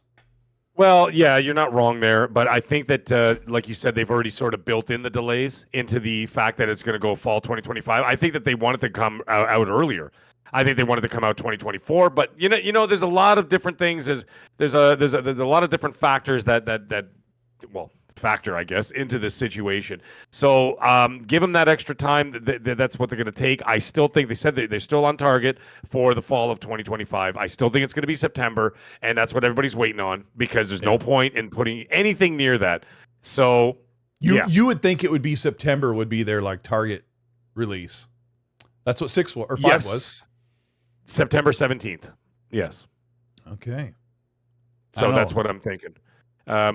We shall see what happens. But there was this Going Woke thing, a report that they are not going to lean on making fun of genders and other ethnicities like they did 12 years ago. So, yeah, I would just as a minority myself, I actually fully endorse you to make fun of minorities. Thank you. Very much.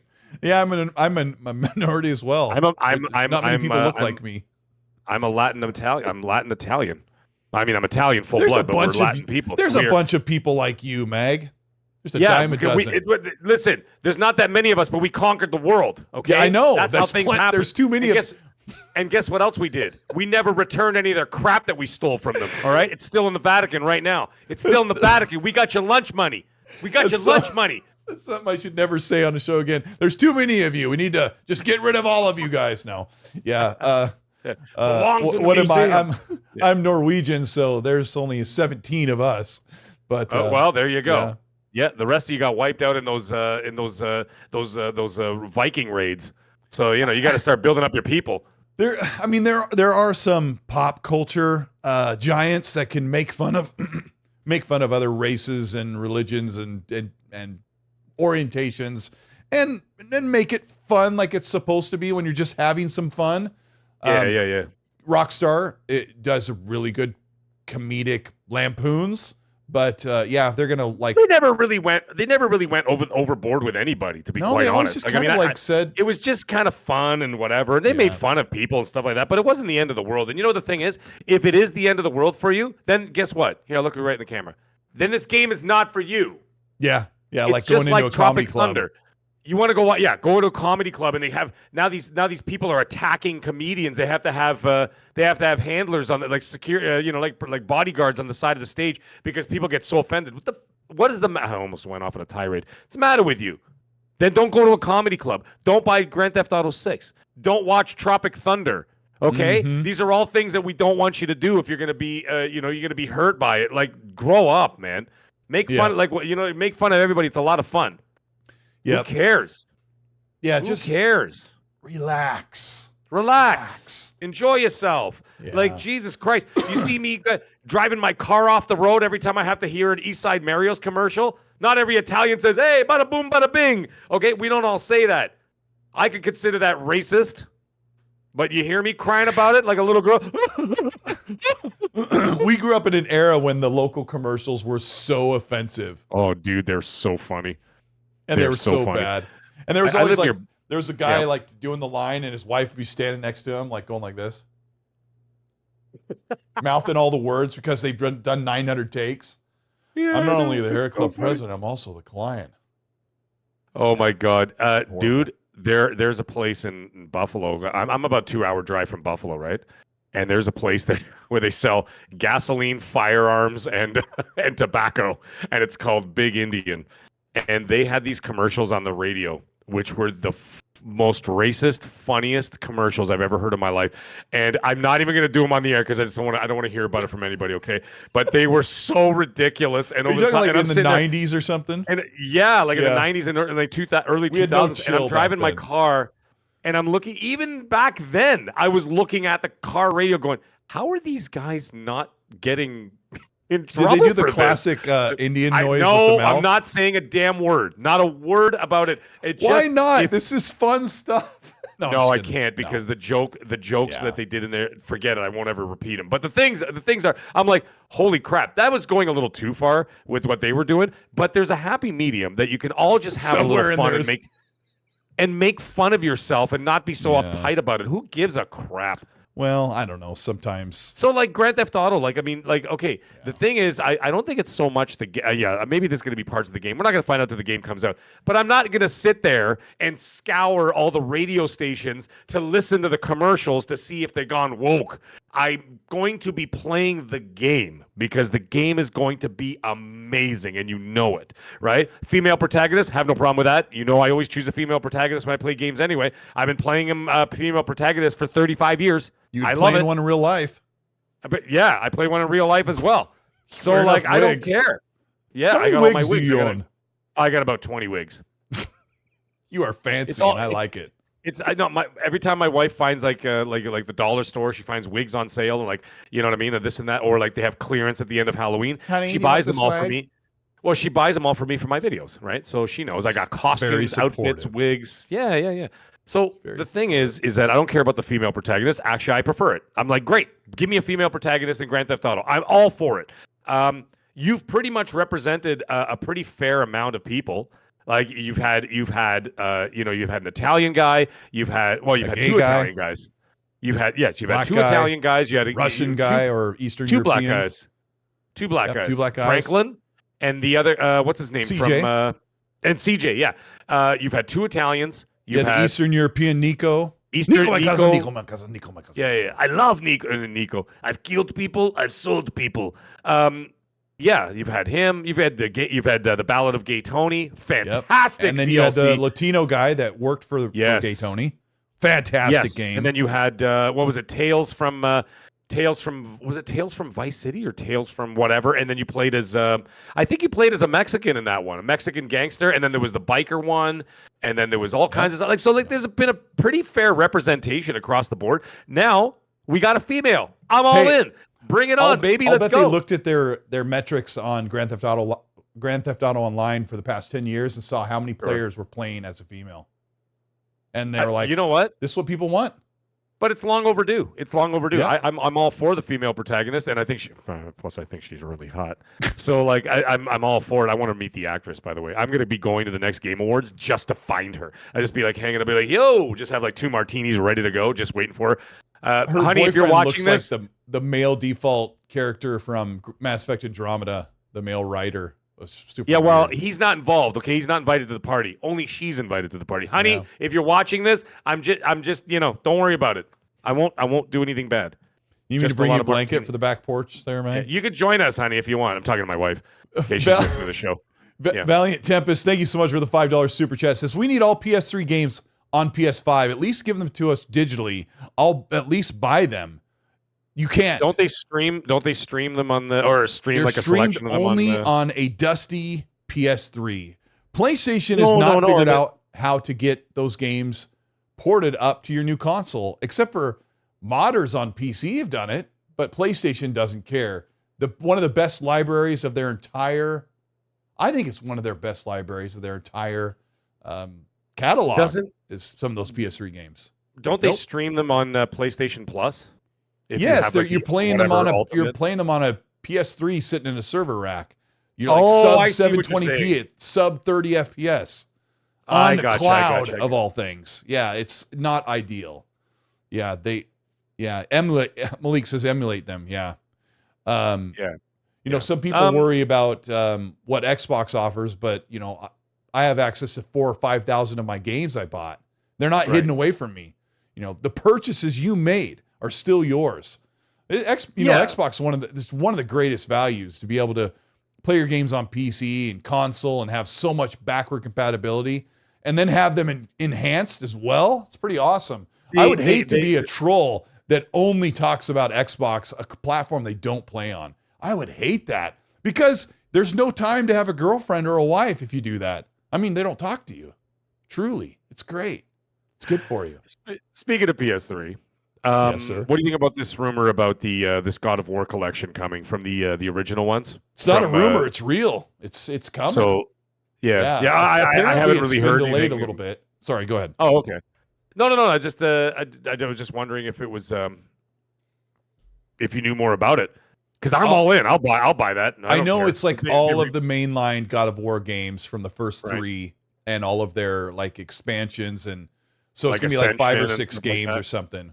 Even the PSP stuff.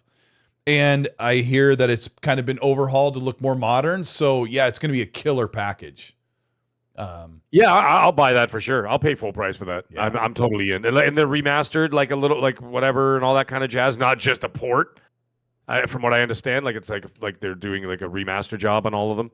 Like Sony Santa Monica is doing like an actual work. Not what's his name there. David Jaffe. Yeah, goof. He doesn't work there. Oh, he's had a rough but he would time.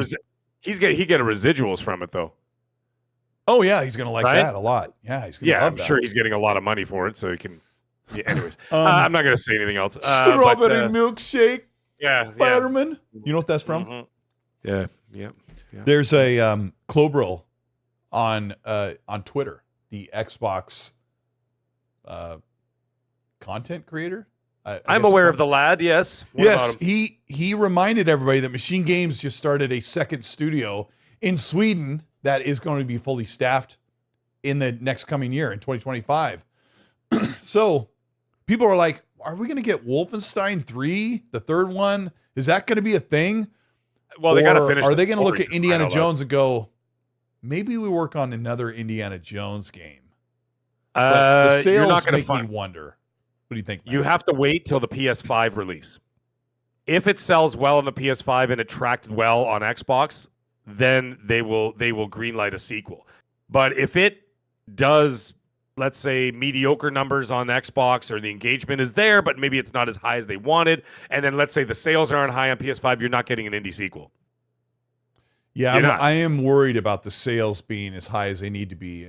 And if you wait until March to get Indie Jones on PS5, will sales like resurge across all the platforms? You know, like when a game gets another release, people go, oh yeah, hey, all my friends are playing it here or whatever. It has to be a financial success, not a critical success. Critical success doesn't pay bills. Yeah, it helps. It helps with the narrative, but let's get real. It has to be a financial success in order to move forward with a sequel. Yeah. Yes, what's that? Good example is Alan Wake 2. Yes. Thing, I think that thing barely made a profit at this point. I mean, I don't even know. Like, I mean, I know they're working on Control 2 now, right? That's what their next release. I don't think anytime soon with Alan. I don't think you're going to see a whole lot from Alan Wake 3. To be quite honest, on Max Payne 2 remaster or remake. They're working on the remakes of Max Payne, but they're also working on Control 2. That's their next big AAA game. Okay. Right? So they're working on that. They're not working on an Alan Wake 3. And the thing is, if it barely squeaked by, that's a big risk for another, because you know what's going to happen. If let's say you were going to go and develop an Alan Wake 3, that's another huge investment. And the other thing is, the investment on an Alan Wake 3 will cost you more than Alan Wake 2 did. Right? So it's going to be tough for them to make that decision to say, yeah, go with it. But they're going with Control. And I mean, their games are quality. It's just, it has to meet financial quotas. And if they don't do that, then I understand that Xbox has a different sort of metric, but they still require sales. And that's why these games are on Steam, and that's why these games are going to PS5. They need those sales on top of the engagement and the subscriptions to Game Pass. You need both. And that's why Hollywood has figured it out finally after 4 years. After the pandemic happened, they thought that everything was going to be streaming 100%, and then they failed, except for Netflix. They're the only ones that did not lose money. Yeah. The thing is, now they realize, oh crap, we gotta hope that we make $100 million or $200 million or $500 million in the movie theater, and then make the money on streaming. So now they're rediscovering that they need the movie theater money in order to survive. These games, the same thing. That's why, like I said, on the Game Pass, yes, you can have the subscriptions, and you can have let's say growth on the subscription level, but they're still going to need those sales, and that's what Satya wants, and that's what the CFO wants, and or that's those what they're Game going to Pass get. Sub increases have to be substantial. They have to be substantial, but they're so far. I mean, I've heard that there's been bumps up from Call of Duty and on. The numbers have gone up, but of course they don't share numbers. It's none of our business, to be quite honest. But it is what it is. So for an indie sequel, it would have to do really well on Steam and have to do really well on PS5. It's like I said, it's number 4 on most sold right now, and there isn't a lot out. But let me look here. We have to wait and see. Like I said, I'm not crap talking it. I'm just saying we have to wait and see what the sales numbers are. I would say you wait about 7-8 months, and you have a solid idea if a sequel. They're not going to greenlight a sequel until they find out what's going on. Yeah. You know what I mean? They're not going to say, yeah, go with it. Like, that's not how it works. It just doesn't make sense that Path of Exiles 2 is at number 1. It's a $30 game and super popular. Well, Marvel Rivals is number 3.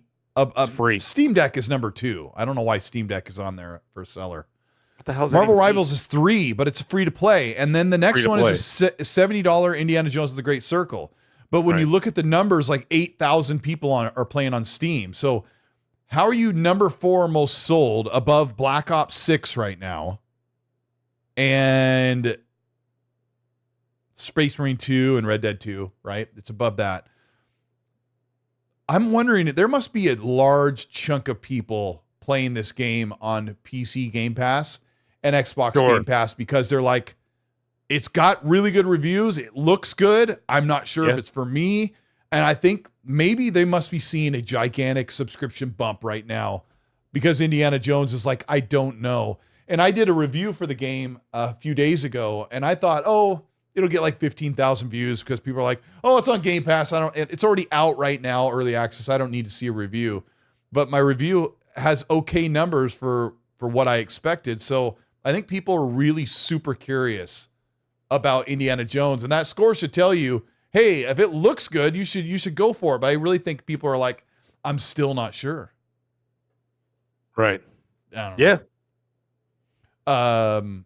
Brad Ward Fight in the chat says Choo Choo Train American.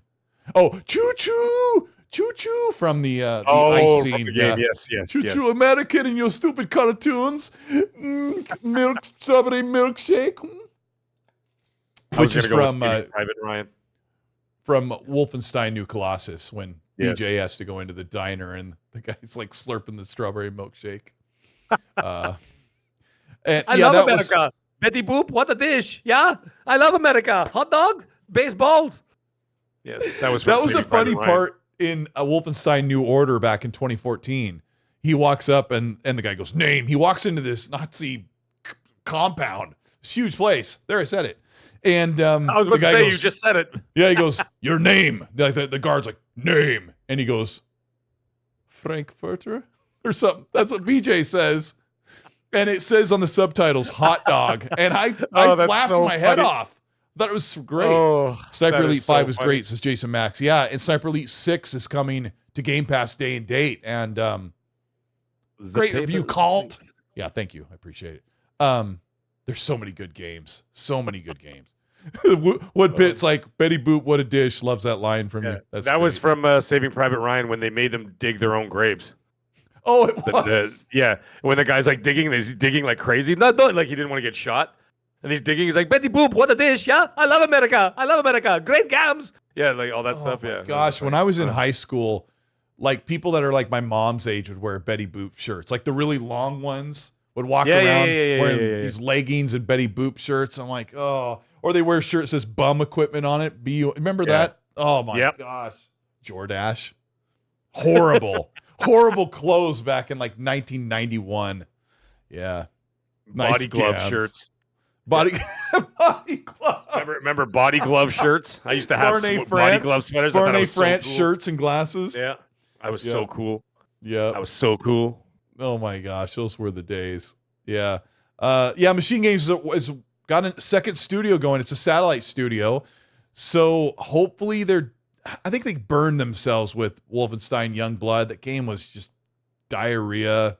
It was not very good. It felt great, but gosh, was it just cringy and dumb sometimes. And you know what's funny? It was really hard. Like it was really difficult and unfair that you just couldn't even bother. Like after about 30 minutes, I'm like, I'm done. And then like immediately erased it. I deleted it right off the hard drive. I was so done with it. Was it in Game Pass? Is that how I think we played it in Game Pass, right? It was on Game Pass for a while. I bought it at launch because I was. Oh, you bought it? Everyone hated the twins and the way they talked, but I'm like, I love Wolfenstein, and it felt great to play, but the leveling was so unfair, and I would die so many times. It was incredibly difficult, and it's ridiculous. I did not enjoy the game at all, and I'm like, please don't let this be the Rocky V of the series, okay? That's why Sylvester Stallone went back and he made Rocky VI with Mason the Line Dixon, which was a fantastic film, and he did that because he's like, I couldn't leave the series at number 5, which was awful, and I'm like, okay, can we not leave Wolfenstein with Youngblood, please? Don't leave that sour taste in my mouth. Sorry, go ahead. For Rocky fans, I have this fever dream. I lay awake at night and fantasize about a super edit of, how the first half of Rocky V, he loses money and he kind of falls down on his luck, and he goes into the gym. He goes into Mickey's gym and he has this flashback of talking to Mickey, and it'll make you cry. And then the rest of the movie's garbage with Tommy Morrison. I want to take that first half of Rocky V and edit it down to those parts, and then go right into Rocky Balboa from 06. Yes. Yes, like almost make it like a director's cut, like 3 hours long, and put the first hour of Rocky 5, and put that as the preempt, and then all of a sudden after that first hour, you could say 15 years later or 25 years later. Yeah, and then he's feeding the turtles and he's living by himself and then he's back as Rocky Balboa. That's what they should have done. Just turn it into like a 3-hour director's cut. Listen, man, Stallone does all that stuff anyway. He's tinkering around with the movies anyhow. He did it with Rocky 4. So he ruined Rocky 4, though. I'm sorry. I'm a big fan of Rocky 4, and that Rocky director's 4 is cut one of the was best, awful. I love Rocky 4, but that director's cut was awful. I never watched it. Yeah, it was. It just ruined all the things we love about it. I'm going to put a poll in the chat about Rocky, and we'll move on. Which one's your favorite from the first 4? 1, 2, 3, or 4? What's that? 4. 4 was just phenomenal. 4 is my favorite. Rocky 3 is Rocky. I mean, they're all great. The weakest one is Rocky 2. And Rocky 2 is so good too. It's still good. It's still good. You know, I still get goosebumps. You know when I almost said Marion. I got Indy Jones on the brain here. When Adrian is in the hospital, she almost dies, and then she has the baby and this and that. There are all these complications, and then she grabs him. I'm gonna cry. I'm gonna start crying. Italians, man, Jesus Christ! Don't bring up Rocky and Italians. We will die over Rocky. Okay, we will murder over Rocky. And then she grabs him, and then she goes, "I want you to do one thing for me." And he's like, "What's that?" Because she wouldn't let him fight. Remember that? She said she didn't. And then she leans in and she goes, "Win." And then he goes, "What?" And then she goes, "Win." And as soon as that happened and the music starts swelling up, I literally just jump up and start punching holes in my drywall. I'm like, or Rocky 3 when he's so afraid of Clubber Lang and he's running on the beach and trying to train. I'm afraid. And she goes, "What is it? Let's get to the truth, damn it!" And he goes, "I'm afraid. For the first time in my life, I'm afraid." And I start tearing up. I don't tell this to my wife or my kids. Like I tear up because I think about being a husband. I think about being a father. I think about growing up. Like Rocky Balboa was like my second dad because they're the same age. Oh, it's so good. Dude. And then of course, God rest his soul. Apollo. There is no tomorrow. There is no tomorrow. And you know what? I actually use that. I'm not kidding. You guys listen to this. I know this is not video game talk, but listen to this. Every time I have any time where I want to give up, and trust me, it happens a lot more than you would think. Where I want to give up. I just want to stop. I don't want to go to work. I don't want to deal with it anymore. I don't want to do this. I don't want to. I'm like, I'm done. I just want to hide in my bedroom and just play video games and just never get out of my room and just, you know what I mean? And then I just got Carl Weathers screaming in my ear, just saying, "There is no tomorrow." It's just like just get your ass up, get up.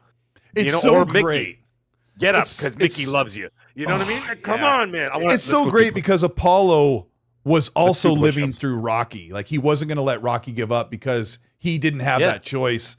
And the speech that he gives his son in Rocky Balboa in the sixth movie, right? Oh, that's where he says it's not about falling down. It's about how you move forward. You keep getting hit and you keep moving forward. He goes, "You're not going to believe this, but when you were born, I could hold you like this in my hand." And like as a parent, it's like so good. Yeah, it's not about how hard you hit. It's about how hard you can get hit and keep moving forward. Thank you, Mag. There's the line. There's another line. Nothing's gonna hit as hard as life. When he's talking to Paulie at the meat, whatever you call it, the butcher place in the 2006 movie, and he goes, "I still have some stuff," and he goes, "What stuff?" "In the basement." Yeah, that one gets me too. But that's enough Rocky talk. But it's so good. Last Rocky thing, the very last round. What did Paulie say? It's the last round of your life. It's the last round of your life. Get it out of you. Like he was just like, get it. You know what I mean? Like just do it. And I'm just come on. Okay, guys. So for the last 10 minutes of the show, Colt and I are going to do push-ups. There's 3 of them out there. Hit the one in the middle. Right. Hit the one in the middle. That was another great one. Okay. Anyway, what were you going to say? Wait. Oh, what are you doing? I started to do push-ups, but it looked like I was doing something a lot more inappropriate. So I said, let me stop doing that because it looks like I'm humping my my gaming chair. And I'm like, let's stop doing that immediately, Mag. Cut it out. You're being ridiculous. So yeah, I stopped doing that. All right, video games. I have one other video game from the Game Awards. Okay. Getting back to that conversation that I'm really looking forward to, and it's going to be one of my most anticipated of 2025, not just because I'm Italian, but because the series is so awesome.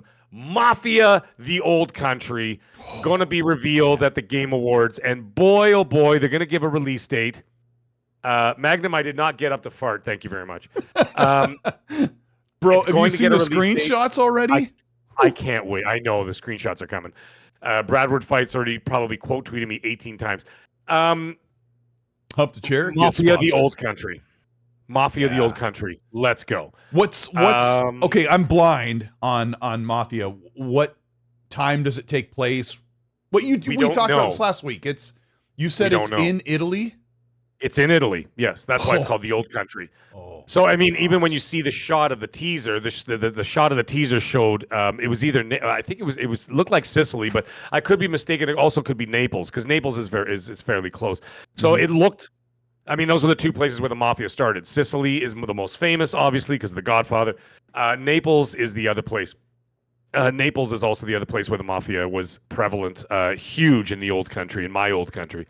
So it's either one of those two places going to take, or both. It might take place in both places, depending on how sprawling the story is. It could also be here in America as well. Not here. I'm not in America, but it could also be in America as well with flat, like, you know what I mean? Playing both sides of the fence. But it's definitely taking place for the most part in Italy, from my understanding. So I'm looking forward to it greatly. I will be streaming. I have to be careful with it. I'm going to see if they have like a streaming mode because the music, the licensed music, I'm going to be streaming all the Mafia games in celebration leading up to the release of Mafia: The Old Country whenever they decide to release it. If they learn their lesson from 3 and the other games, like 3 had too much to do in the city, too much busy work, and the other ones didn't have enough to do. I think we really could have a really nice package game with The Old Country. I'm totally jacked for this game. I can't wait for this game. Like I said, I will stream every one of the games from start to finish. So what year are we talking about? What catch up? We don't know. We don't know what it's going to be like. World War II or post World War II? I think it'll be post World War II. Yes. Okay, and it'll be old. It'll be like a period piece game.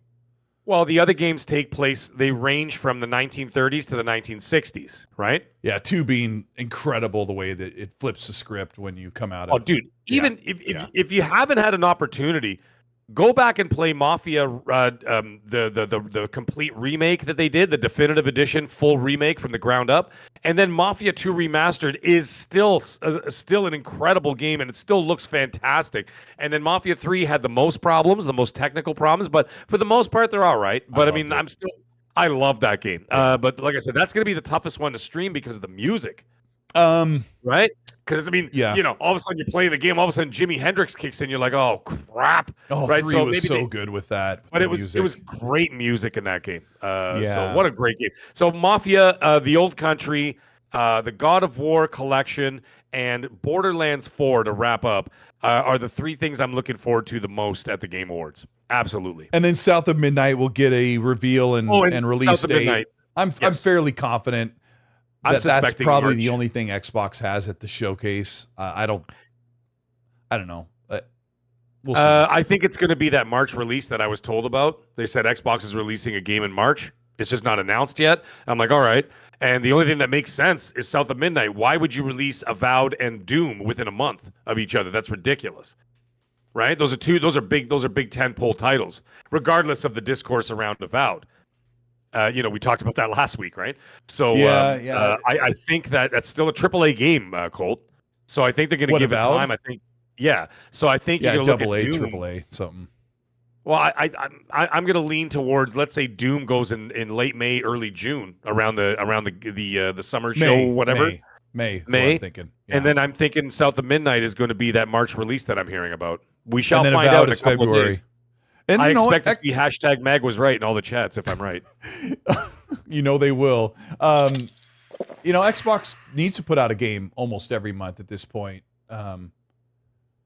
There's rumors that Fable could possibly be delayed into 2026, but then we didn't really touch on it. But with Grand Theft Auto, I think Playground and Xbox are like, we're not saying a word about Fable until we know it's a do or die. You're diving, and you don't know if you're going to go on your back or hit your head if it jumps into Grand Theft Auto. That's going to be their Grand Theft Auto. That's going to be Xbox's Grand Theft Auto. That's probably their biggest game with the biggest budget, right? They're going to save it. There's no point. The other thing is that that even on the Xbox, which has the smallest amount of people playing on it, the smallest ecosystem, are still going to make tens of millions, hundreds of millions of dollars off Grand Theft Auto sales. Yeah, just selling that game because anyway. they're going to sell it anyway. So they're going to make hundreds of millions of dollars of people buying it off the Xbox store. Right? So what the hell is the difference? And then of course microtransactions and everything else that's going to go with the GTA Online, which I hear there's a full overhauled huge online experience that they're going to be doing for GTA 6, right? So Xbox doesn't need to release a game around that time. PlayStation does. Can you imagine PlayStation? Think about this. PlayStation, what was it? 85% of Call of Duty sales sold on the PlayStation, right? How much money did they make and they didn't even have to market a single bloody thing? All they had to do was just sit there and collect the money. They're like mafia bosses, just sitting there, drinking their espresso with a little biscotti, preferably blueberry flavored with a little bit of almonds on them. And you're just sitting there collecting the cash. And then on the top of that, they're going to make hundreds of millions of dollars off of Grand Theft Auto. PlayStation doesn't have to release squat from September to December. You and I have sat here for many, many hours every week talking about the difficulties and the obstacles and challenges that Xbox has or PlayStation have. And I think that there's so many times where the leadership is sitting back going, we're fine. We're making some changes. We need to make some changes, but money is rolling in. It's not as lucrative as it was during the pandemic, but money is rolling in. As long as the games come out, the games are big and they're selling, we're still making money in different ways. Dude, Xbox is going to make a ton of cash in September to December as well, because like I said, they're going to make a ton of money off the sales of Grand Theft Auto in the Xbox store. And then literally presumably a month to a month and a half later, they're going to be making even more bank with the fact that they are the publishers of Call of Duty. I mean, they're going to be making 70 to 80%. What the? They're going to make money off of Call of Duty, Grand Theft Auto. If Fable makes it, they're going to make a bunch of money off Fable. Nah. They're going to make a bunch of money off of the Forza Horizon 6 game, which is probably being announced in June. So, they don't need to release Fable in 2025. They could coast the rest of the year on those two giant cash cows and just make a fortune and push them to 2026. There's no need for them to but they also have Perfect Dark in 26 and Gears E-Day in 26. So what? Do we know that Gears E-Day is 26? I don't think it's 26. Well, I mean, there's a strong source that thinks that Gears E-Day is maybe next year, which I don't really feel like it could be, but that's ludicrous. That's ludicrous. Xbox they could move their games over and over until infinity, and they need to not do that too much. Then that would be a great 26 if they released E-Day, Fable, and Perfect Dark in 1 year. Why not? What the hell's the difference? That'd be a great year. So I mean, I'm just saying for the rest of from September and on, there is literally no reason that they need to release any games because they're going to make so much money off those two games. And it's going to carry the rest of the year anyway. Maybe a smaller title. Maybe they can release a smaller title in there. Maybe Contraband might make a December appearance. Who knows? I'm not happy about Contraband, bro. I don't know. I know you probably haven't heard anything in a while, but I mean, that is my... The people that I know played it said it was a lot of fun. But, okay, I mean, so. I mean, Rage 2 is incredible. Mad Max is incredible. I just hope they can do that again. Right. Yeah. I know I saw the footage. I know the people who played the game, and they said it was great. A lot of fun. But, I could see that being like a December release. But I don't think they're going to drop anything big, man. Okay, one last thing, because I don't want to have a big old crazy discussion about it, but Tencent's trying to buy Ubisoft, and I asked the chat, like, do you want Ubisoft to survive? Because there are people that are like, Ubisoft can die for all I care. They suck. But you and I are like super stoked about Assassin's Creed Hex and Assassin's Creed Shadows. And Hex is an interesting idea. I'm ready. I'm ready for it. And the Splinter Cell remake. Yes. Yeah, we need them to survive, and I hope that they could do it on their own accord. But you think Ubisoft's going to come out of this tailspin and kind of right the wrongs? Because they enhanced Syndicate, which is one of the rights they should be doing. But are they going to be okay in your modest opinion? You know, it's 50-50 right now. And the reason why it's 50-50 is because they've pulled themselves out of the jaws of death many times before. Okay. Right? So this is not the first time. They've survived hostile takeovers. They've survived bankruptcy. They survived all these different things and somehow find a way to carry on. Why? Let's not lie to ourselves. The main reason why is because 50 to 60% of the board of directors are Guillemots.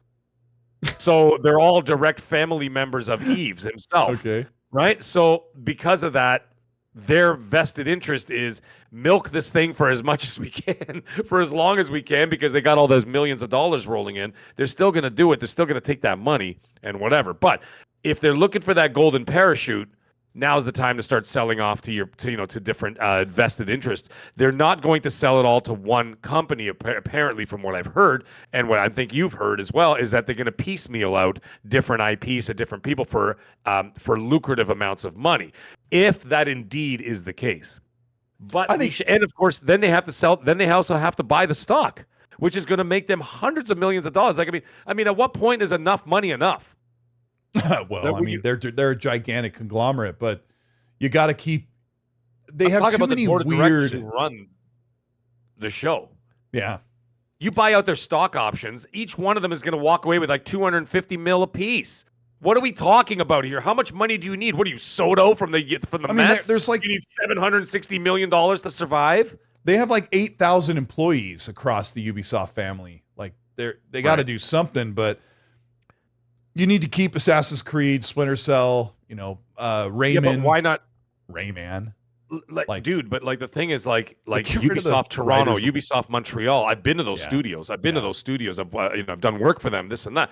But the thing is, the studios would just be called, Ubisoft by Tencent or whatever. Whoever decides to buy it. I see. They'll keep the studios. They'll keep the employees. They're still going to work. They're just going to work for someone else. But people just don't like who owns Tencent. Tencent's a Chinese company, right? Chinese government. Yeah, people don't like that. Everybody goes, oh, it's just a Chinese company. It's still part of the government. They're directly tied to the CCCP government.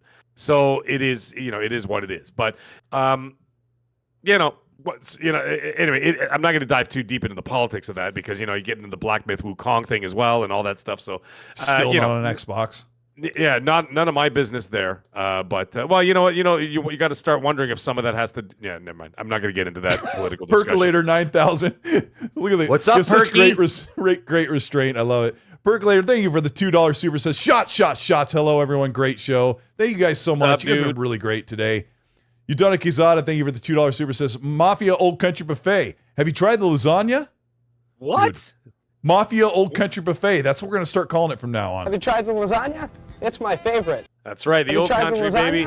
It's my favorite. The game has got 4K ray tracing, 60 FPS lasagna, ladies and gentlemen. That's what's going to be going on in that game. Okay, we're going to be getting 4K ray traced lasagna in the Mafia Old Country. You can absolutely guarantee it. You heard it here first, folks. I am so hungry. I'm starving right now. Hug or not, there's no news on Far Cry. I'm sorry.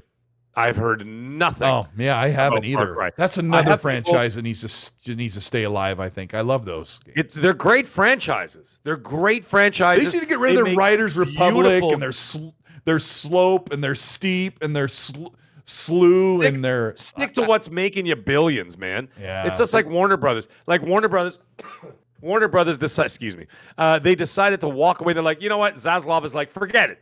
We're focusing on Lord of the Rings, Harry Potter, and whatever makes us a crap ton, and DC. That's all we're focusing on. I don't want to hear any other crap about this, that, and the other. Focus on the big guns. Let's make billions of dollars. That's all. You know what? Ubisoft. Focus on Far Cry, Splinter Cell, Assassin's Creed, and what's the other one? Rainbow Six, okay, and Ghost Recon. And shut up. That's it. Drop everything else. Cut out the dead weight. Trim the fat.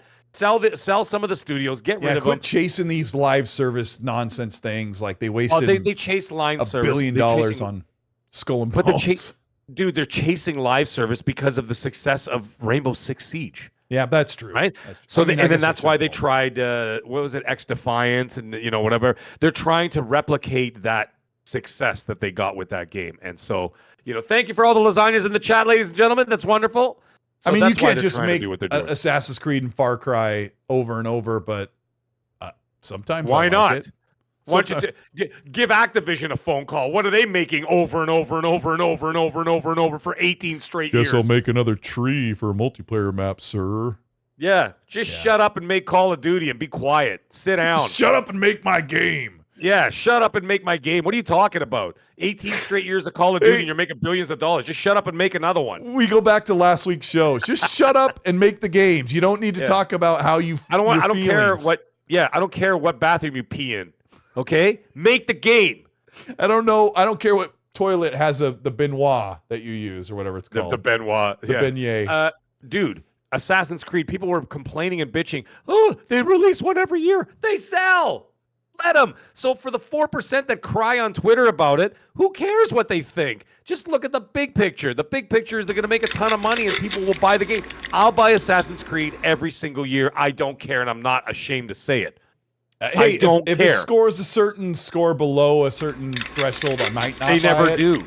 They're always pretty good. Like people they've been trashed for 20 years. Like no, they haven't. They've always been they've gone down like 10 points. Assassin's Creed I have a question Liberation was a 50-50. I'll give it that one. No, Assassin's Creed Liberation, that was the one in France and Paris. That was actually a really good game. The problem is it was plagued by a lot of technical issues, right? So yeah, well. Anyway, sorry. So I have a question. I am going to be hands-on playing a preview of Assassin's Creed Shadows in about a month or so. Are you now? And I think I'm allowed to say that. I don't think it really matters at this point, but I am really conflicted about if I should make a video on that because I'm really going to enjoy the game. But the current climate right now is if you cover something like Assassin's Creed Shadows that is so polarized and has such an army of people against it, like I could make this video about, hey, this is good, this isn't good, this is great, I like this. This is Assassin's Creed Shadows, and 80% of the comments will be like woke SBI, DEI bullcrap, non-binary and all that crap. So my question is, do you think I should make content, make a video on that, and just say, hey, who cares if you have to deal with harassment? Because the last one I did, Mag, I did a gameplay reveal of the game, and oh my gosh. I swear at the end of the day, I had over 200 comments telling me to go delete my save file. It was really bad. And all I was saying is like, I love the way the samurai plays. I love the way the shinobi plays. I love the way the world looks. Marsh says, please cover it. Sorry, Meg. At the end of the day, you have to just do what you feel is right for you. Careful of your NDAs. You know what I mean? Like I avoid talking about what I do with Ubisoft, or what I have done with Ubisoft. I avoid it as much as I can. People ask me a lot about Splinter Cell. I'm pretty vague about it, but it is real. I keep telling them, like, guys, it is 100% real. It's a tangible product. It exists. You know what I mean? So like all those things, but like, I try to keep as vague as possible. However, as it comes to nasty or rude comments, as I've gotten my fair share of it this year from Xbox fans who did not like what I had to say about what the new direction of Xbox, not all Xbox fans, just the nasty ones. And you just ignore it. You know what the funny thing is? Fast forward now, I have more followers and more people and more supporters than I've ever had. So you just do you. Like, you know what I mean? Do you. If you feel like you want to cover it and it's something you want to talk about, then who cares? Like, if you're going to have the 4%, 5% of toxic people who are going to come after you, who cares? Yeah, but they're in the comment section like they like never before. These are people that would never watch a video that I make, never watch any content related to anything on my channel, and they saw a brand new Assassin's Creed Shadows video and they're like, they start sharpening the knives and salivating.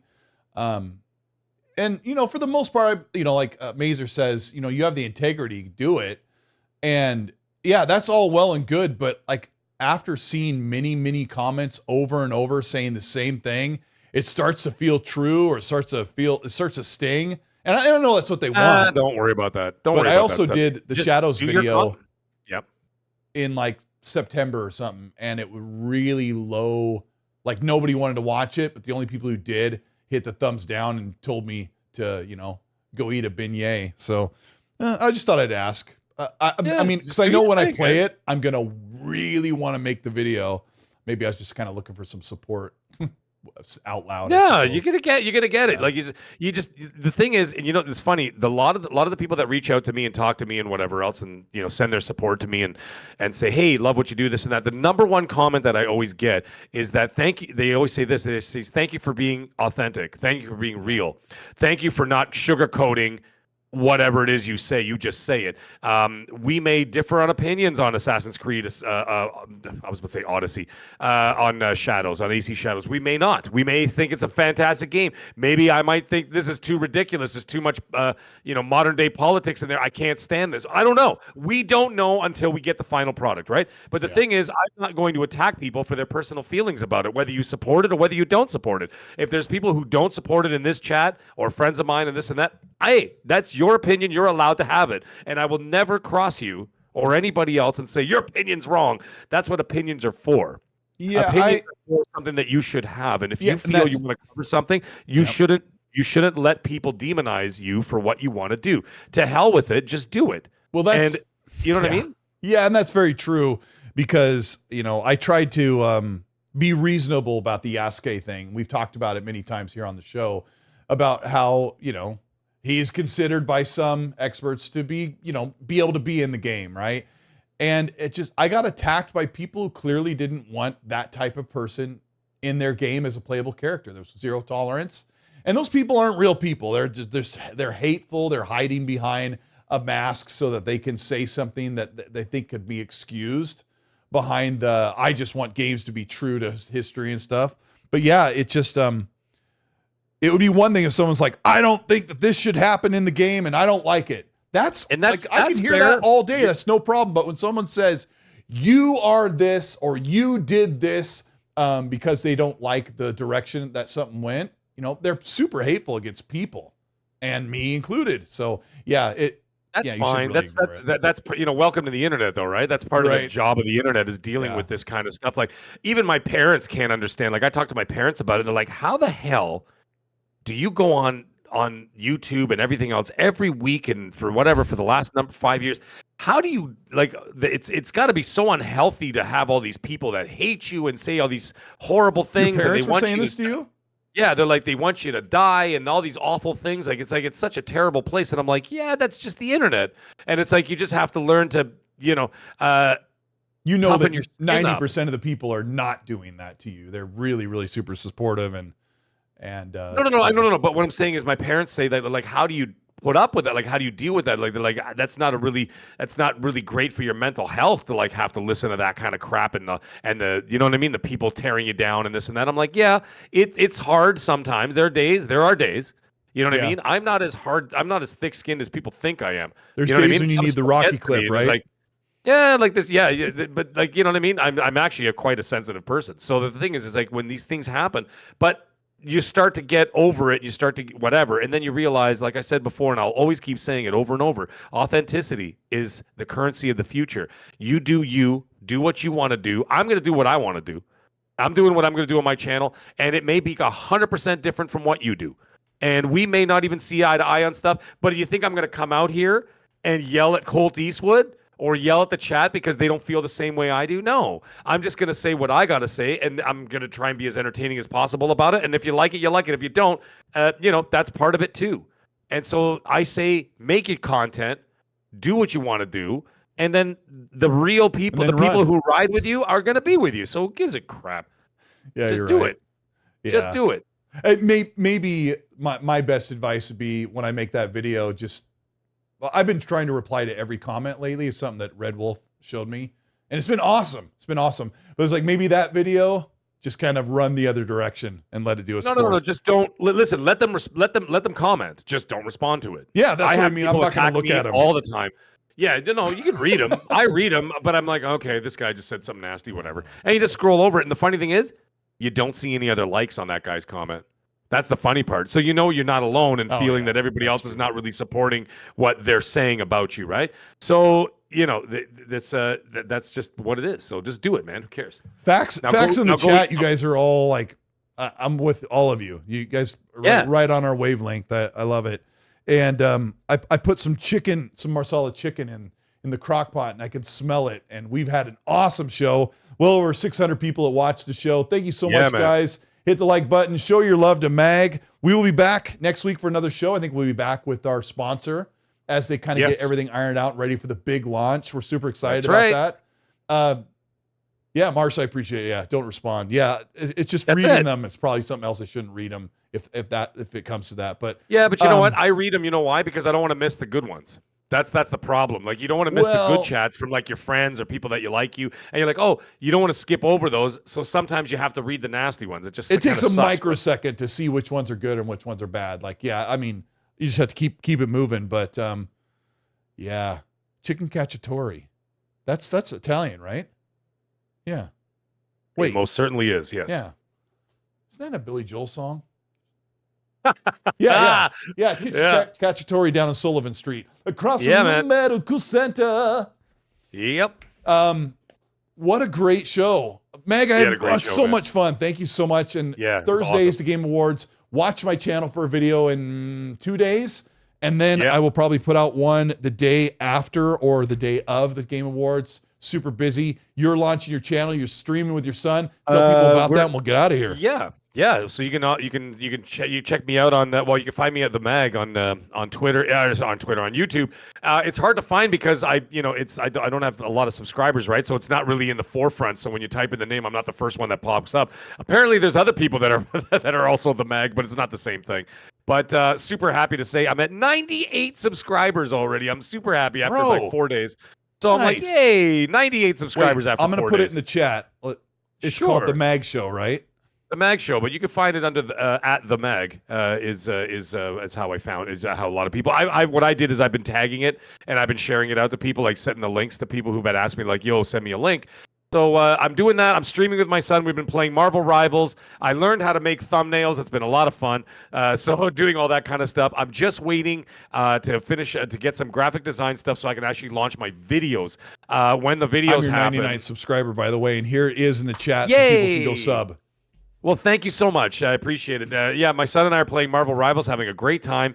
I'm also going to be doing other streaming of other games myself, and I'm streaming with my wife called Till Death Do Us Part. So it's going to be her and I playing games together, and then, of course, with my son, Mag and the Wolfman, doing that, and, of course, just the Mag Show, doing my own thing. You can come out, hang out, talk to me, ask me questions, whatever you want to do, all that kind of stuff. Yes, Colteastwood. You're at 100 subs. You in the front.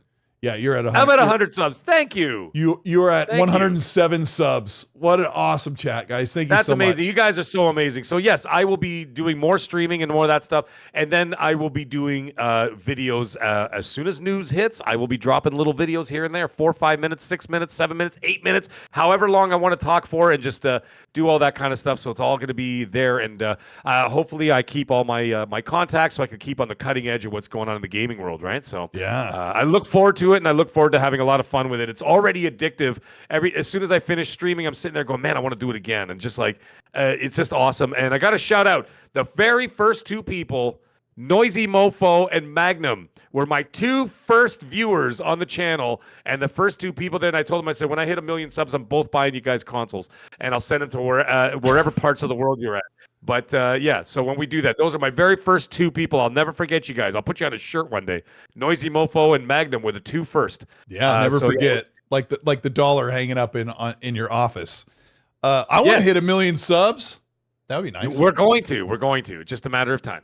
It's been a good show. Thanks so much, Meg. And thank you, everybody. We'll be back next week, and we'll talk about the Game Awards and all the announcements there, and then it'll be great.